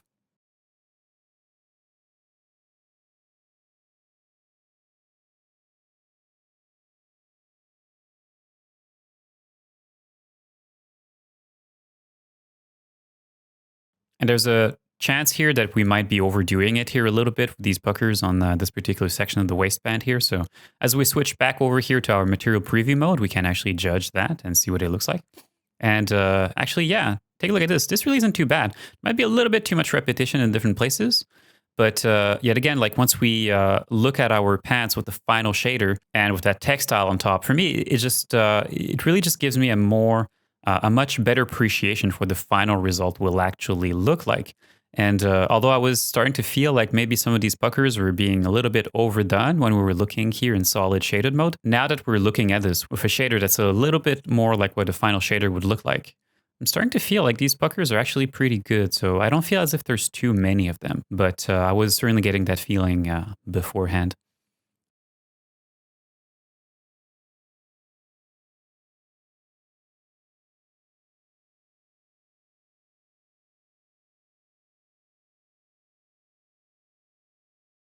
It really sucks that within Blender, when we are in sculpt mode, and because we're using a multi-res, we cannot see what our textures look like, because there's a problem with UVs and multi-res when you're in sculpt mode. It all doesn't quite work properly. And that's a problem within Blender. I do know that the Blender devs are aware of that. I don't know whether it's a high priority for them to fix that, but that would be really, really cool if they could actually fix that. Because every time that we go within sculpt mode now, we are stuck to go back within our solid preview rendering mode because we are using a multi-res on this, and therefore we cannot see what the model looks like with its proper UVs and its proper material when you are in sculpt mode. I'm getting tired at this point of sometimes switching some of these brushes over from roll mode over to anchored mode and the texture mapping mode over to area plane. So I've decided just to duplicate some of these brushes. And so you can see here this Pucker 4 brush, I've actually duplicated it and I've called it Pucker 4 Drag, just so that I can use this variation of the Pucker 4 brush to drag the alpha in different places.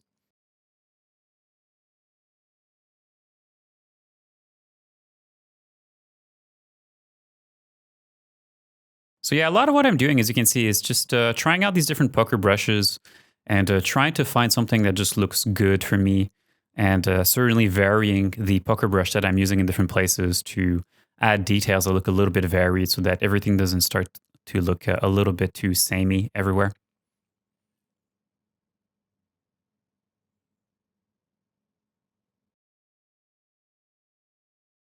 And here we're back on pucker 1, and I'm adding those very low frequency puckers, as you can see, that look very diffused, that are connecting essentially the top and the bottom of this particular garment panel or section of my garment there. And it just helps to make some of these puckers emanating from some of these seams to really look as if they're very organic and they are continuing and joining other puckers elsewhere on this particular garment section. Here, I definitely want to switch over here to the grab brush. I think I'm starting to get a little too many puckers kind of blending in together from different directions. So it's starting to look a little bit too overly noisy. So I'm just going to go ahead here and try to clean this up.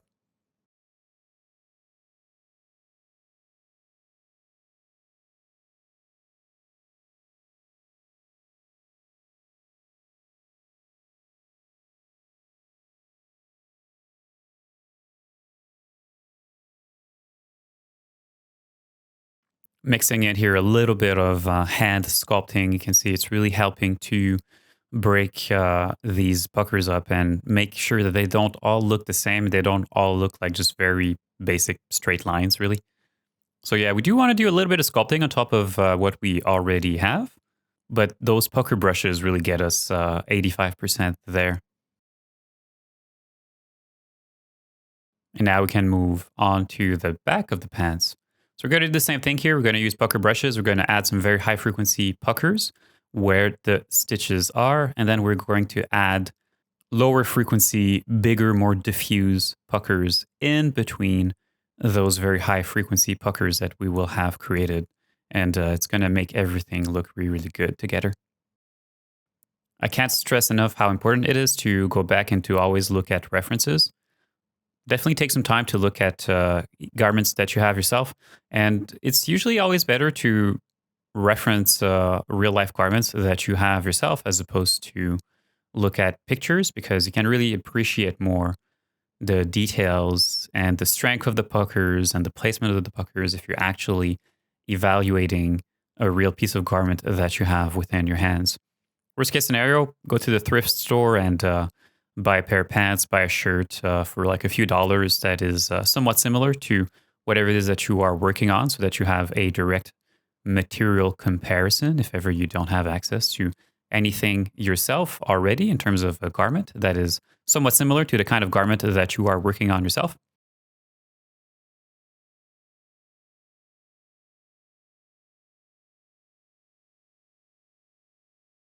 And you can see that I'm adding these puckers in different sections. So I'm not doing one very long continuous stroke.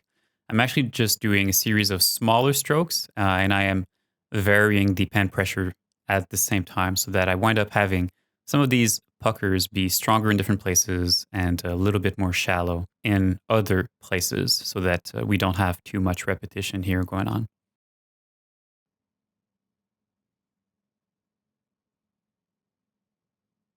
Always important to vary the size of the puckers that you are putting down, the placement of them, because that's really what gives you an organic result in the end.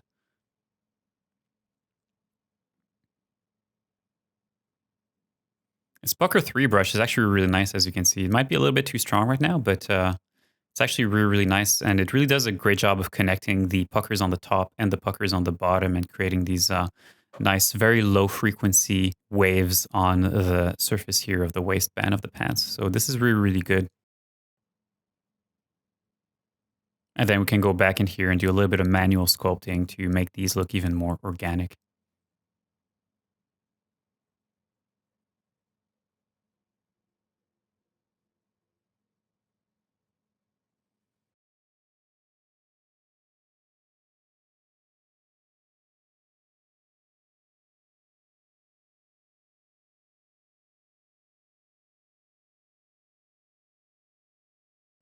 Let's get out of sculpt mode and take a look at the result of all of our sculpting here on the puckers around the waistband. And take a look at this. It looks a lot better, right, than before we had those puckers. For me, it really helps to just really complete the details on our sculpt. Because without these, there's just, you really feel as if there's something that is missing on top of these pants.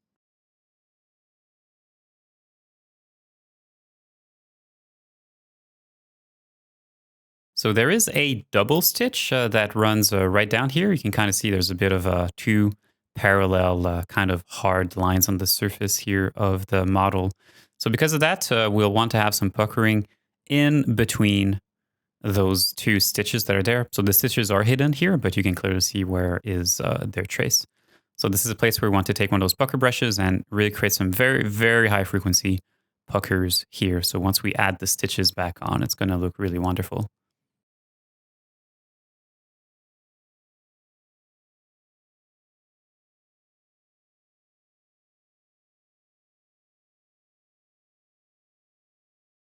Gonna smooth this out here. There's a few little artifacts that seem to appear from time to time, like a little bit of noise that kind of appears on the surface. I've did read that this was a bug with the roll implementation. Could also be one of the reasons why this experimental roll feature was never completely released or not released yet. So there is a few bugs, and one of them that I've seen is that sometimes there's a little bit of noise that seems to deposit itself on the surface of the model as we are using a roll brush. So I don't quite know what's going on there, but it seems to be a bug that the Blender developers are aware of. We can just use our smooth brush to try to smooth those out a little bit.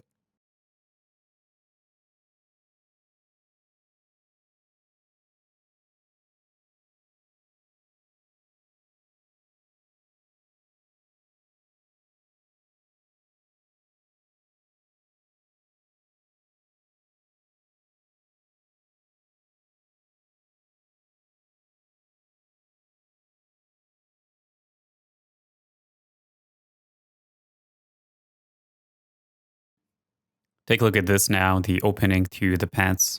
Look at how great this is looking with all of those puckers that are there. And this is what it looks like now with the stitches.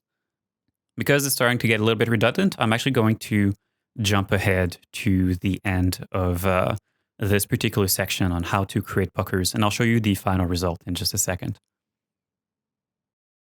So this is my final result after my pucker pass has been done. You can see everywhere that we have added puckers. So everything that we've added here around the waistband, around the front of the pants, on the sides here, and also on the inside of the leg. So pretty much everywhere where I have a seam on these pants, I've gone ahead and I've added a bunch of puckering. And this completes our pucker pass on these pants.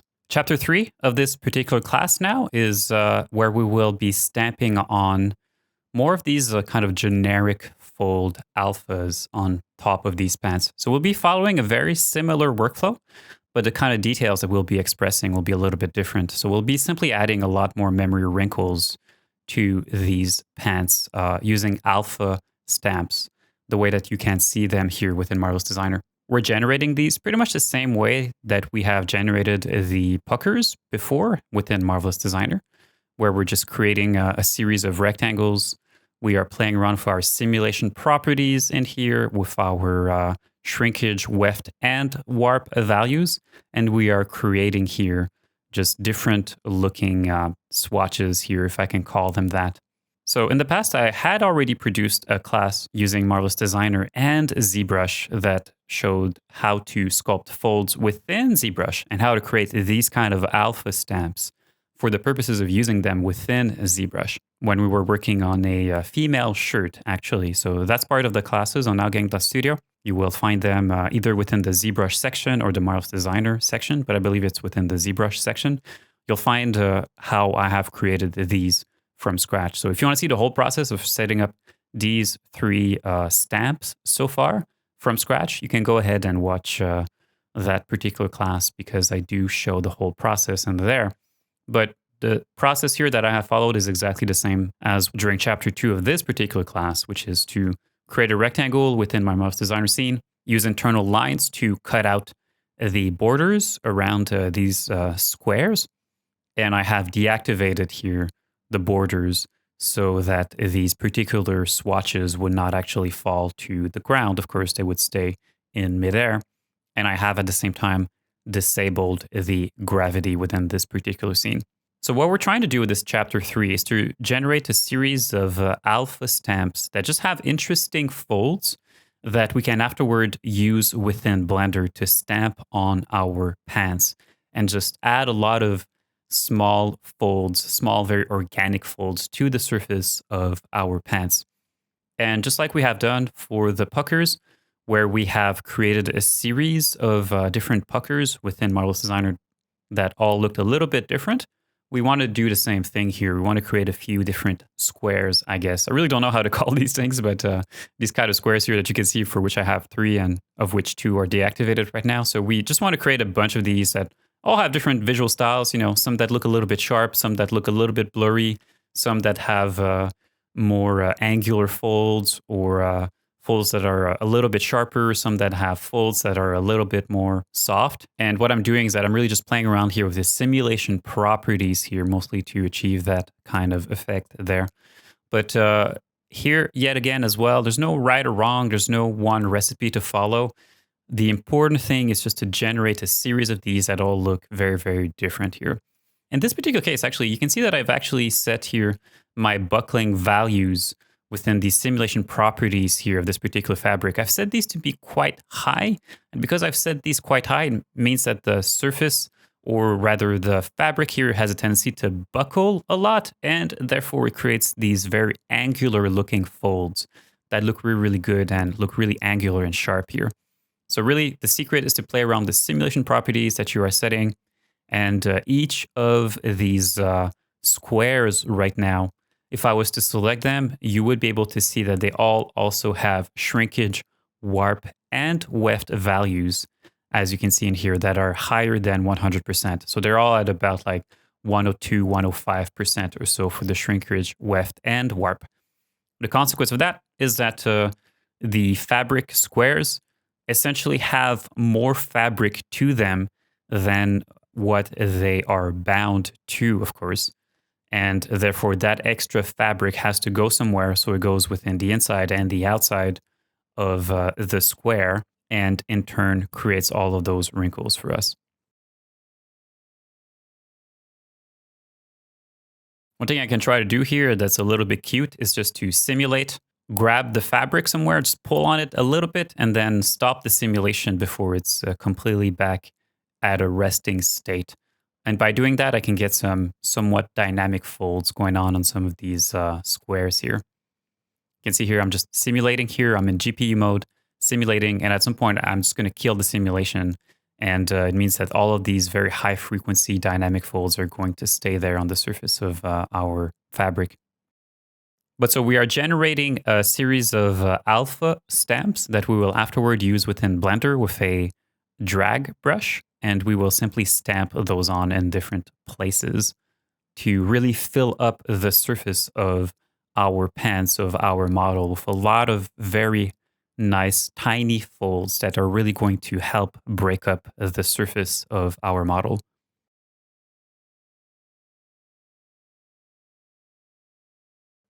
You're going to get really nice results if you have a shrinkage weft and a shrinkage warp value that is different. So as a consequence, what we are going to get will be folds that will be going in one direction that will be stronger than the folds going in the other direction.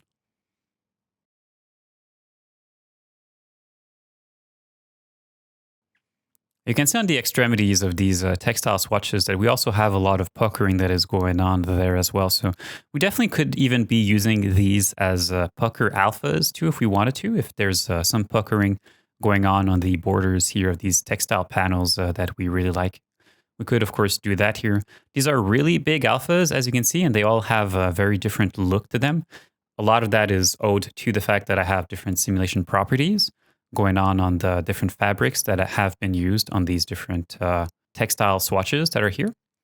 So we have on the left here one that is extremely smooth and nice and very diffuse, and then others that look very, very sharp. I like number 4 here, actually. Number 4, you can see I have these nice directional lines within that particular alpha. That looks really, really cool. So we could probably use that where we have compression zones, perhaps, on our pants here if we want to have some wrinkles that we want to stamp on the surface that are going to look a little bit stronger in one direction.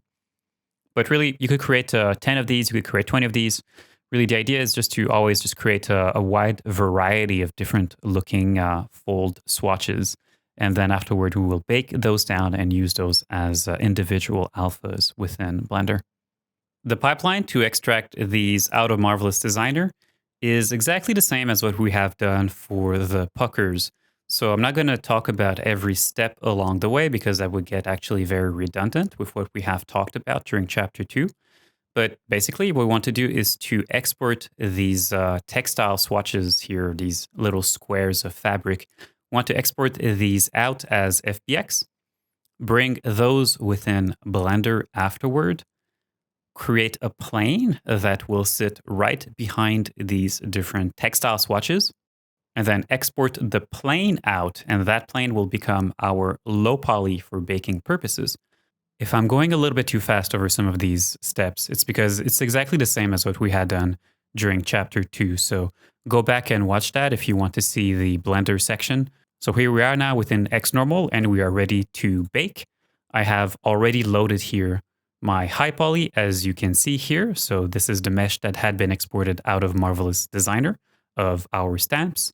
And I also have loaded my low poly in here, which is the mesh that we have exported out of Blender. When we go to baking here, of course, before we do bake out our final .exr texture for these stamps, and we will do that at a very high resolution, probably 16K here will be pretty good. Don't forget, yet again, to do a test bake. And there's something here that I do want to show you, which is why I'm slowing down a little bit here over the baking portion for chapter 3 and these stamps, because there is something here that I think is actually worth to talk about here. And it is within the tone mapper. So during chapter 2, when we were doing our baking, I told you that for the most part, the min point and the max point values, you don't really need to change them. And for a lot of cases, when you are baking out a height map, that is true. But you still want to be a little bit careful with these particular values because sometimes these values do indeed need to be changed. And we have an example here as to a particular situation where the min point and the max point values are not actually quite adequate. So in a nutshell, the min point value sets the black point of the texture, and the max point sets the white point. So any values of height that is outside of this particular range will actually get clamped. And you can actually kind of see this here, okay? So this is our first stamp that we had created within Marvelous Designer. And you can see here that we can really appreciate all of the stamp itself. Like it's all within shades of gray.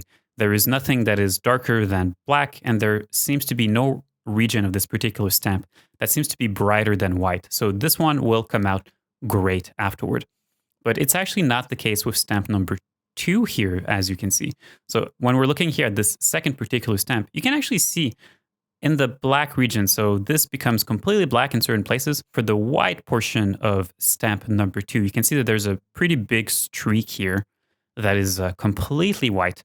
And so these are actually values, height values that are actually over the max point that we have.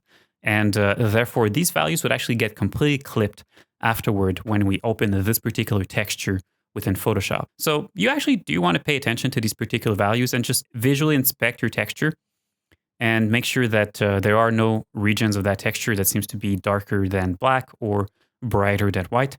And truth be told, if you want to be completely safe, I think in a lot of cases, you can actually take these sliders and tweak them to really put them, the min point here down to its minimum and the max point here over to its maximum.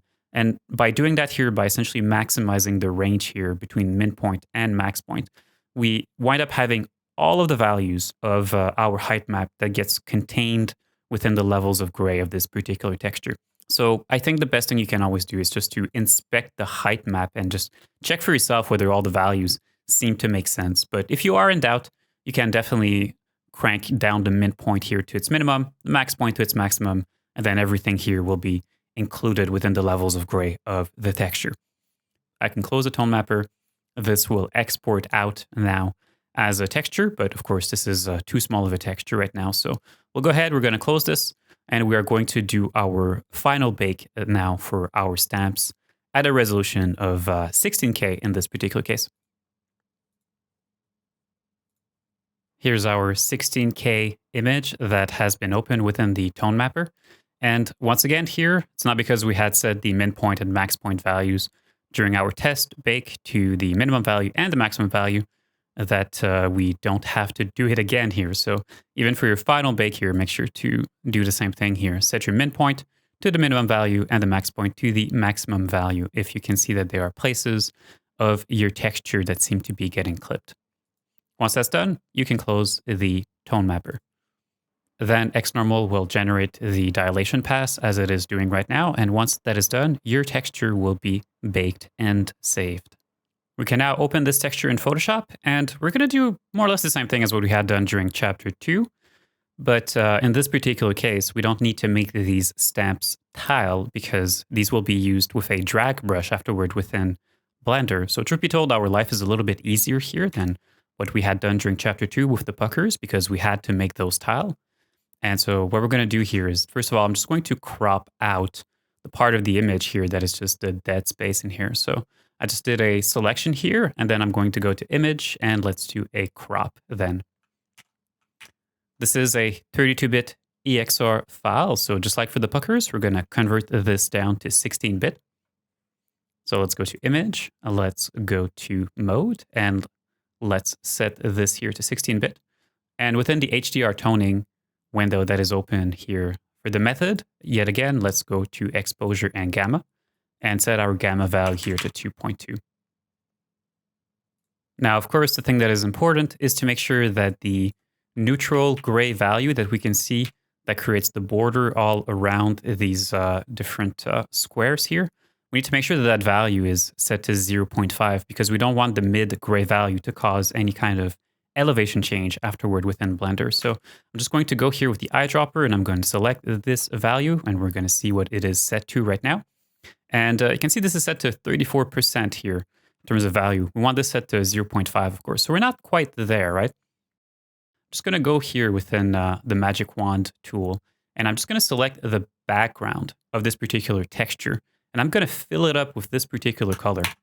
And now this value again is not set to 50% gray and we want it to be. So there's a few ways that we could normalize this, of course. We could do Control L, we could open the levels graph, and we could try to set the midpoint here to be at whichever is the biggest spike that we have here. But we do have 2 spikes right now, so that's a little bit problematic. But my preferred way actually of neutralizing the neutral gray value, if I can use a bit of a cute word like this, is actually to do something like this here. I'm going to take the background layer of this particular document. I'm going to duplicate it.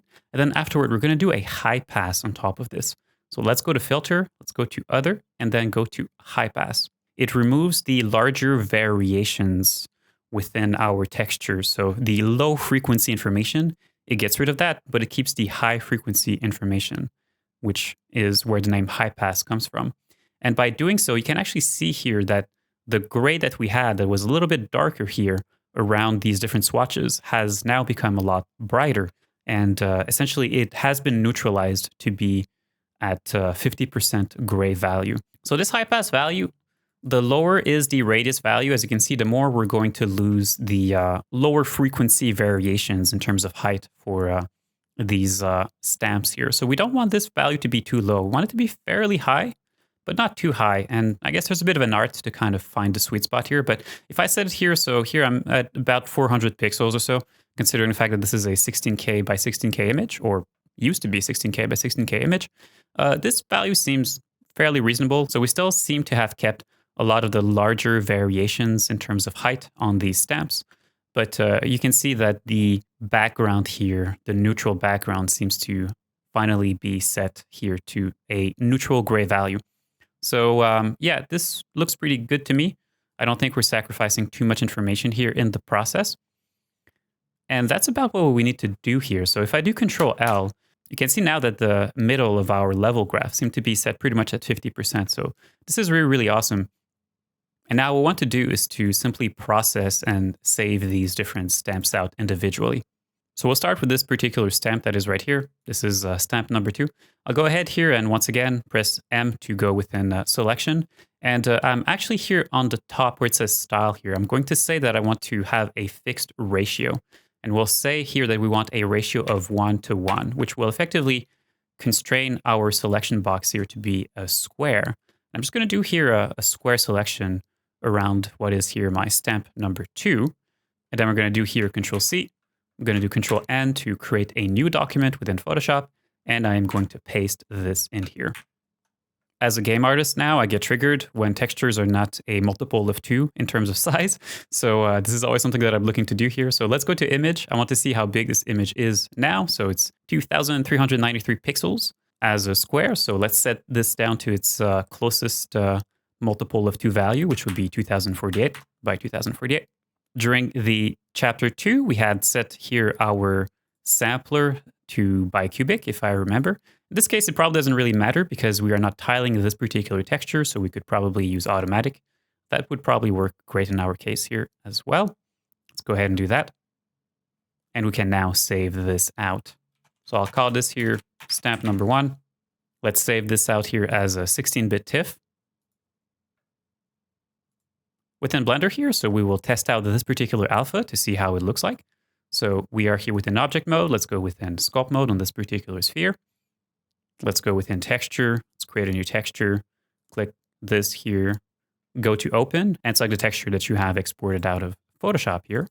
Set your color space to linear. And then let's go to color and make sure that clamp is disabled and set our brightness here to 0.5. Let's go back to our brush settings. And for our mapping here, let's set this over to area plane. And within stroke, let's set our stroke method over to anchored. And there you go. Take a look at that.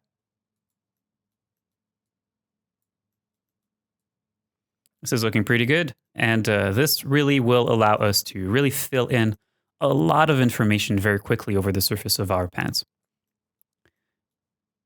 Just a quick note here regarding the high pass that we have talked about, okay? So as I am pulling on this particular alpha here, you can see that there's quite a lot of variation here in terms of height, and perhaps there's a little bit too much of it right now. So this is a question of personal preference, of taste really, but because we are doing detail folds with these particular alphas, perhaps I actually want to have a high pass with a lower radius here, just to kind of remove a little bit more of the larger variations in terms of height on this particular texture right now.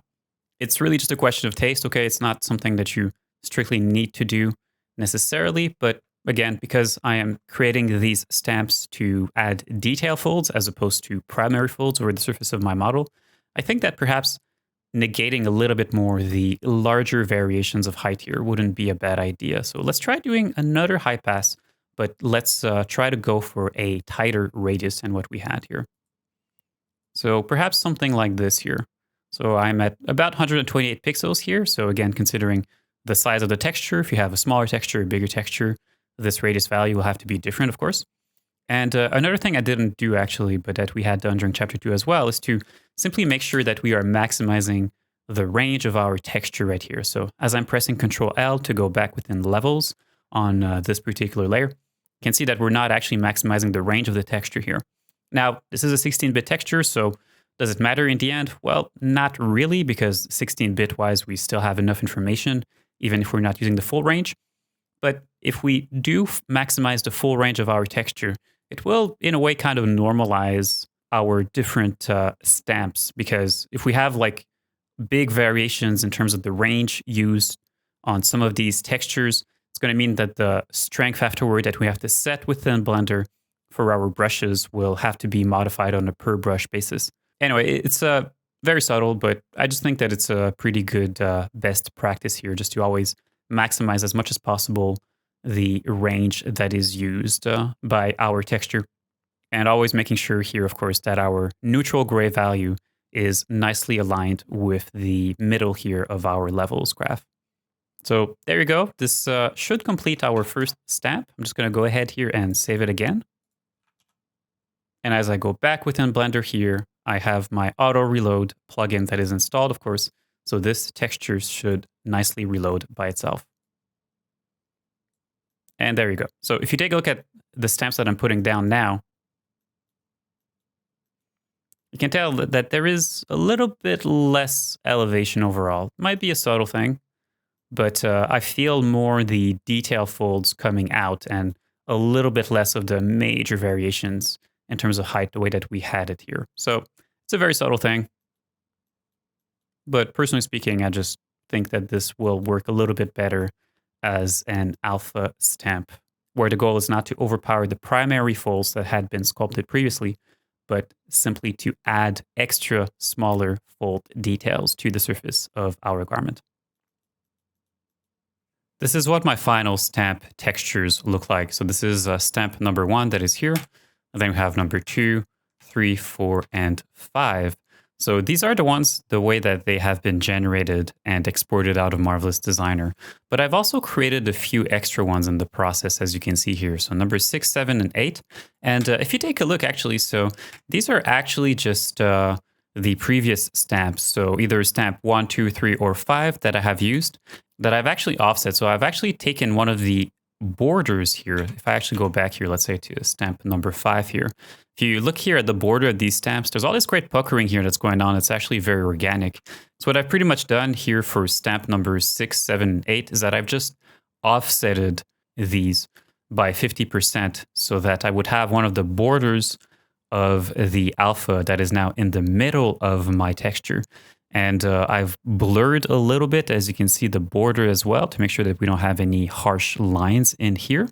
And as a consequence of doing this kind of work, we're winding up having some very, very interesting alphas afterward within Blender. So I'll show you what it looks like. First of all, here, so we have our pucker brushes here. And by the way, this is within the brushes.blend file that I'm distributing to you as a handout with this particular class. So our stamp brushes then, our final stamp brushes. This is number 1. We have stamp number 2 that looks a lot more organic and a little bit more buckly, perhaps. Stamp number 3, 4, and 5. I'm just going to skip over number 4 here because I have a pretty good idea of what it looks like at this point. But yes, we have stamp number 6, and you can take a look at this here. So because it's only half an alpha, it means that these folds and these puckers actually start exactly where I'm placing my cursor. So we can get some more interesting organic kind of folds going on that are starting from a particular seam or a stitch somewhere. And I think those will be very, very useful for us. So this is what number 6, number 7, and number 8 look like. So it's kind of like our pucker brushes, but it's kind of like our pucker brushes on steroid or something. These look really, really interesting. There's more details to them. So there's probably places where we can drag those on the surface of our pants that are going to look really, really, really good. But yeah, so this is the result of these alpha stamp brushes here. It just allows us, when we are using these stamp brushes, to really just fill up the surface of our model with a lot of tiny little wrinkles very quickly and really make the surface of our model look really, really good and really organic. This, of course, does not replace sculpting actual folds on the surface of our model, but by blending these stamps down with folds that we have sculpted ourselves, we can really get a mix of some very nice, strong wrinkles, the way that would have been generated through Marvel's Designer or through sculpting, and that get mixed here over the surface with folds that are a little bit more random and won't have as much intensity here, but that will just help to break up the perfect look that we might have to our surface. So let's take these brushes and let's go to town on our pants. So we're going back within sculpt mode right here, and I have all my brushes that are already fully set up, and we can just go to town on this. Of course, if you add too many of these random wrinkles on the surface of your model, at some point you're going to lose the sense of direction of the folds that you have already sculpted yourself. So it's good to keep in mind that these folds that we are stamping down here, we're starting here with a stamp 2 brush. Our goal isn't to add so many folds, okay, that it starts to overpower everything that we have already sculpted on here. It's more to add a little bit of flavoring, if you will. But if you take a look at references that you might have, so garments that you might have yourself, you will actually see that if your garments are a little bit worn or if you've left them on the floor perhaps at some point or something, they will start to develop some of these very tiny wrinkles on their surface that will look a little bit random and won't necessarily exactly match with the bigger, larger wrinkles that might be present. So that's really our goal here, is just to add some flavoring to the surface. We're not trying to add so many of these wrinkles and add them so strongly that they start to completely fight and overpower everything that we have already sculpted there. It's really just to add a little bit of flavoring here and there.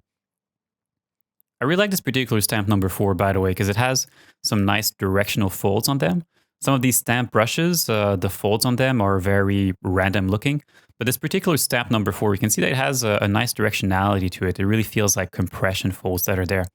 So by using this particular stamp here with a low strength value, I can really add here, as you can see, just the impression that there's a few memory wrinkles that are getting built here, perhaps on the front of the knees.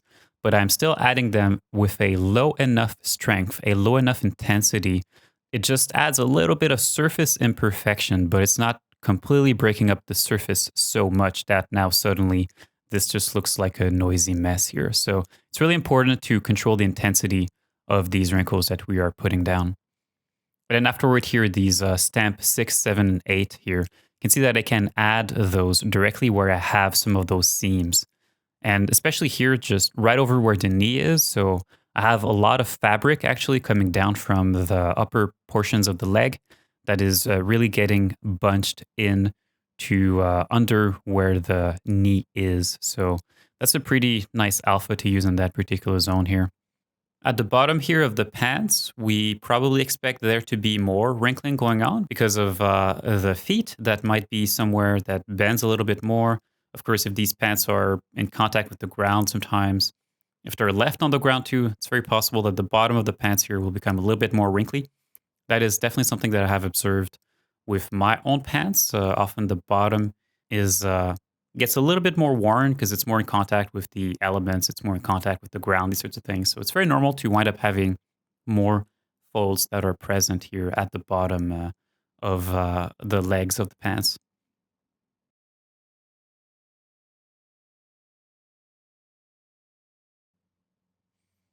I really like this stamp number 4, by the way. I think it's my favorite one because just really love the kind of diamond folds that we can kind of see here.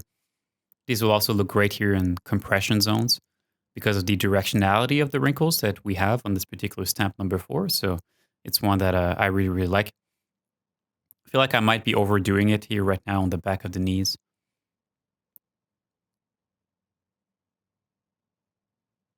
So the challenge, of course, is to always add information with these brushes, but also make sure that the information that we are adding blends in nicely with the rest of the information that was there before.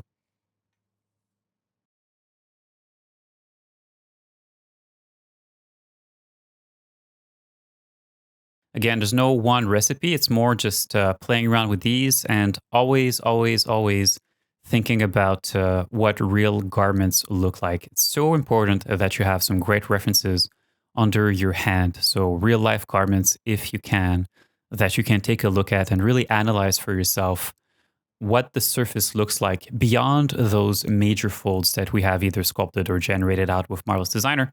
What is the smaller, more detailed wrinkles on the surface looking like?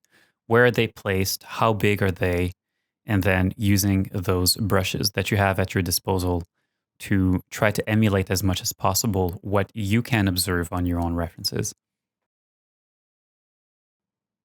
Pretty low intensity right now, but it just breaks up the surface here just enough that it's kind of interesting.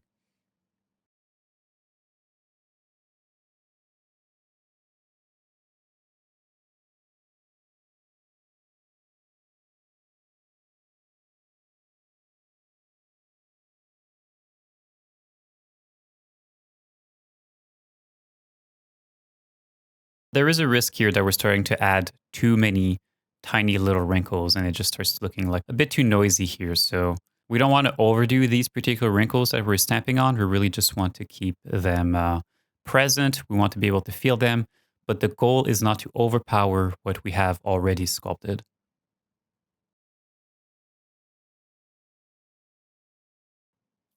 It's a good idea to keep a few zones of rest as well. If our surface everywhere of our garment looks like it has the same kind of level of noise created by all these tiny wrinkles that we're adding, and we don't have any zones on the garment where there's a few less wrinkles, it's going to look a little bit too noisy and it's going to make it a little bit hard to read the garment. So what we want to do is to really always mix in zones of high frequency information, such as what is happening around the seams with or on the waistband here. You can see there's a lot of puckering going on the waistband here. We always want to mix in zones of high frequency details with zones where there's just a little bit less details. So we want to create zones of rest where there's less wrinkles, which just helps to make something that is more harmonious and looks a lot better ultimately. At this point, you can also probably tell that there is a lot of trial and error to the strokes that I'm putting down over the surface. As I use these stamps, I have a bit of an idea as to what are the zones that should have a little bit more information. So, as we said, like around the seams, or perhaps here around the waistband, or any part of the garment that would bend a little bit more, like the back of the knees, these kind of zones, we want to be adding a little bit more wrinkles there, a little bit more of these detail wrinkles. But because I am using stamp brushes with alphas, truth be told, I don't completely know how these will blend with the information that is already there when I am stamping them down. So there is a lot of trial and error of just trying out different stamp brushes. When I am putting one of these stamps down, trying to rotate it so that it aligns nicely with the folds that are already present on the surface. So there's a lot of trial and error, and most of the strokes that I am doing, I am actually doing Control Z afterward. I'm not committing to them because they might not be placed exactly the way that I want them. So I want to try to place them again, or I want to try a different stamp brush, or just by putting them down, I'm realizing that I'm doing a surface that is a little bit too noisy overall, and I kind of want to backtrack. So it is a lot of trial and error. Just got to go in there, try your stamp brush, see if you like the result. If you don't, do Control Z, and then try putting the stamp down somewhere else. But the very nature of the work that we're doing right now is just that we have to simply try. And if we like it, we keep it. If we don't like it, we do Control Z and we try something else. So I'm getting pretty happy here with these stamps overall. And you can see that I've actually switched here back to my Draw Sharp brush because I want to actually take some of the edges of some of these folds that have been stamped down. And there's places where I actually just want to tighten them up here a little bit. So I think I'm pretty satisfied with these overall, but we can do a little bit of work, of course, on top of our stamps afterward, right? So I'm using the Draw Sharp brush here, and all those stamps that we have added to the back of the leg here, to the lower portion of the legs. I do expect some of these to be memory wrinkles, and therefore I do want to go back over some of these with the Draw Sharp brush to really make some of these edges of some of these folds even more angular to really communicate that these are memory wrinkles. So of course, once we are done with our stamps, or once we feel that we're in a good place, it's always a good idea to go back and take our standard blender brushes and do a little bit of work on top to polish them even further, essentially just like we have done with our puckers. So we put down a few samples of our brush, of our alphas, and then afterward we use the standard brushes that we have at our disposal to make them look even better.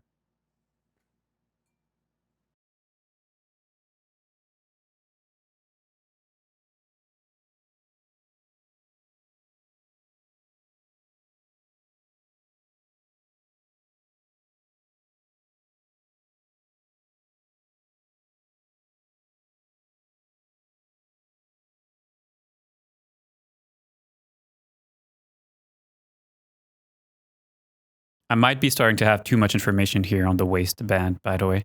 So here yet again, we can use our multi-res displacement eraser brush to just remove a little bit of the information without blurring it. I really like this brush, and it really reminds me of the Morph brush from ZBrush. But of course, we don't want to overdo it either, because this is not like the Morph brush of ZBrush, and it will destroy all the information in the process. So it is a brush that we want to use very sparingly, but that is quite useful. And yeah, so when we look at this with the final material here and the textile texture, you can see that, when we were in sculpt mode, a lot of the folds that we were adding, they were starting to look like overly noisy and a little bit too random and not all that great, right? But once we are looking at this with the final shader on it, or what is relatively close to a final textile shader here with the textile information on top, all that we have added here really starts to blend in very nicely with the textile. The lighting makes this look really, really nice. So again, very important, always judge your work with good lighting and with a shader and some textile textures on top that are closer to whatever you expect it to be in the end. It doesn't need that these textiles that we have right now need to be the exact textiles that we will use in the end, but because we have some textiles here, it really allows us to have a much better appreciation for what our final garment looks like, as opposed to judging the work that we are doing and the folds that we are sculpting when we are simply looking at a grayscale model.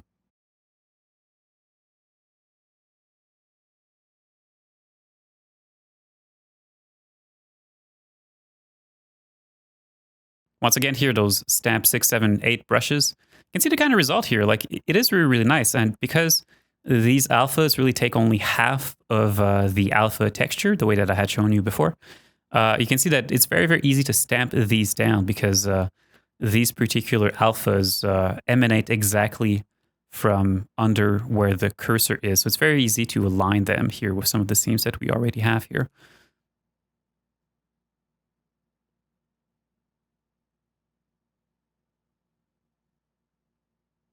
This actually reminds me when I was working more within ZBrush. So now I am transitioning over to doing more Blender than ZBrush these days. But it does remind me when I was working within ZBrush and how many times did I sculpt something within ZBrush and I thought that it looked great. And then I exported out of ZBrush. I baked it down to a low res.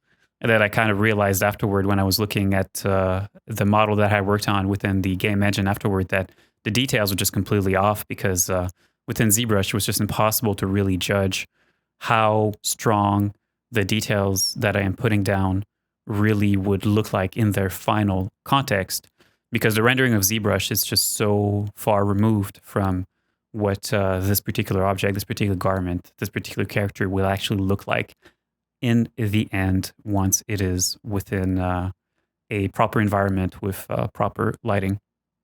Anyway, I've said that many times today, I know, but I just still think that it is one of Blender's strengths, really, the fact that we are able to, within the same software, go between sculpt mode and a rendering mode that really allows us to have a really good appreciation for what the final model looks like. For me, it's such a huge shortcut to creating compelling models, as opposed to ZBrush, where we have to kind of guess what something will look like in the end, or always do test exports and test bakes, and that complicates our life. That takes a lot more time. Blender has many severe limitations compared to ZBrush when it comes to sculpting, of course. It's not as if Blender is the end-all be-all of sculpting softwares. Let's be honest with ourselves here, but it certainly has its own strengths versus ZBrush. So there are certainly cases where I think Blender is more than an appropriate software to use when we are sculpting something. Anyway, so I think we're getting near the end here of this class and of what we are doing. Certainly, I think at this point you get the gist of it.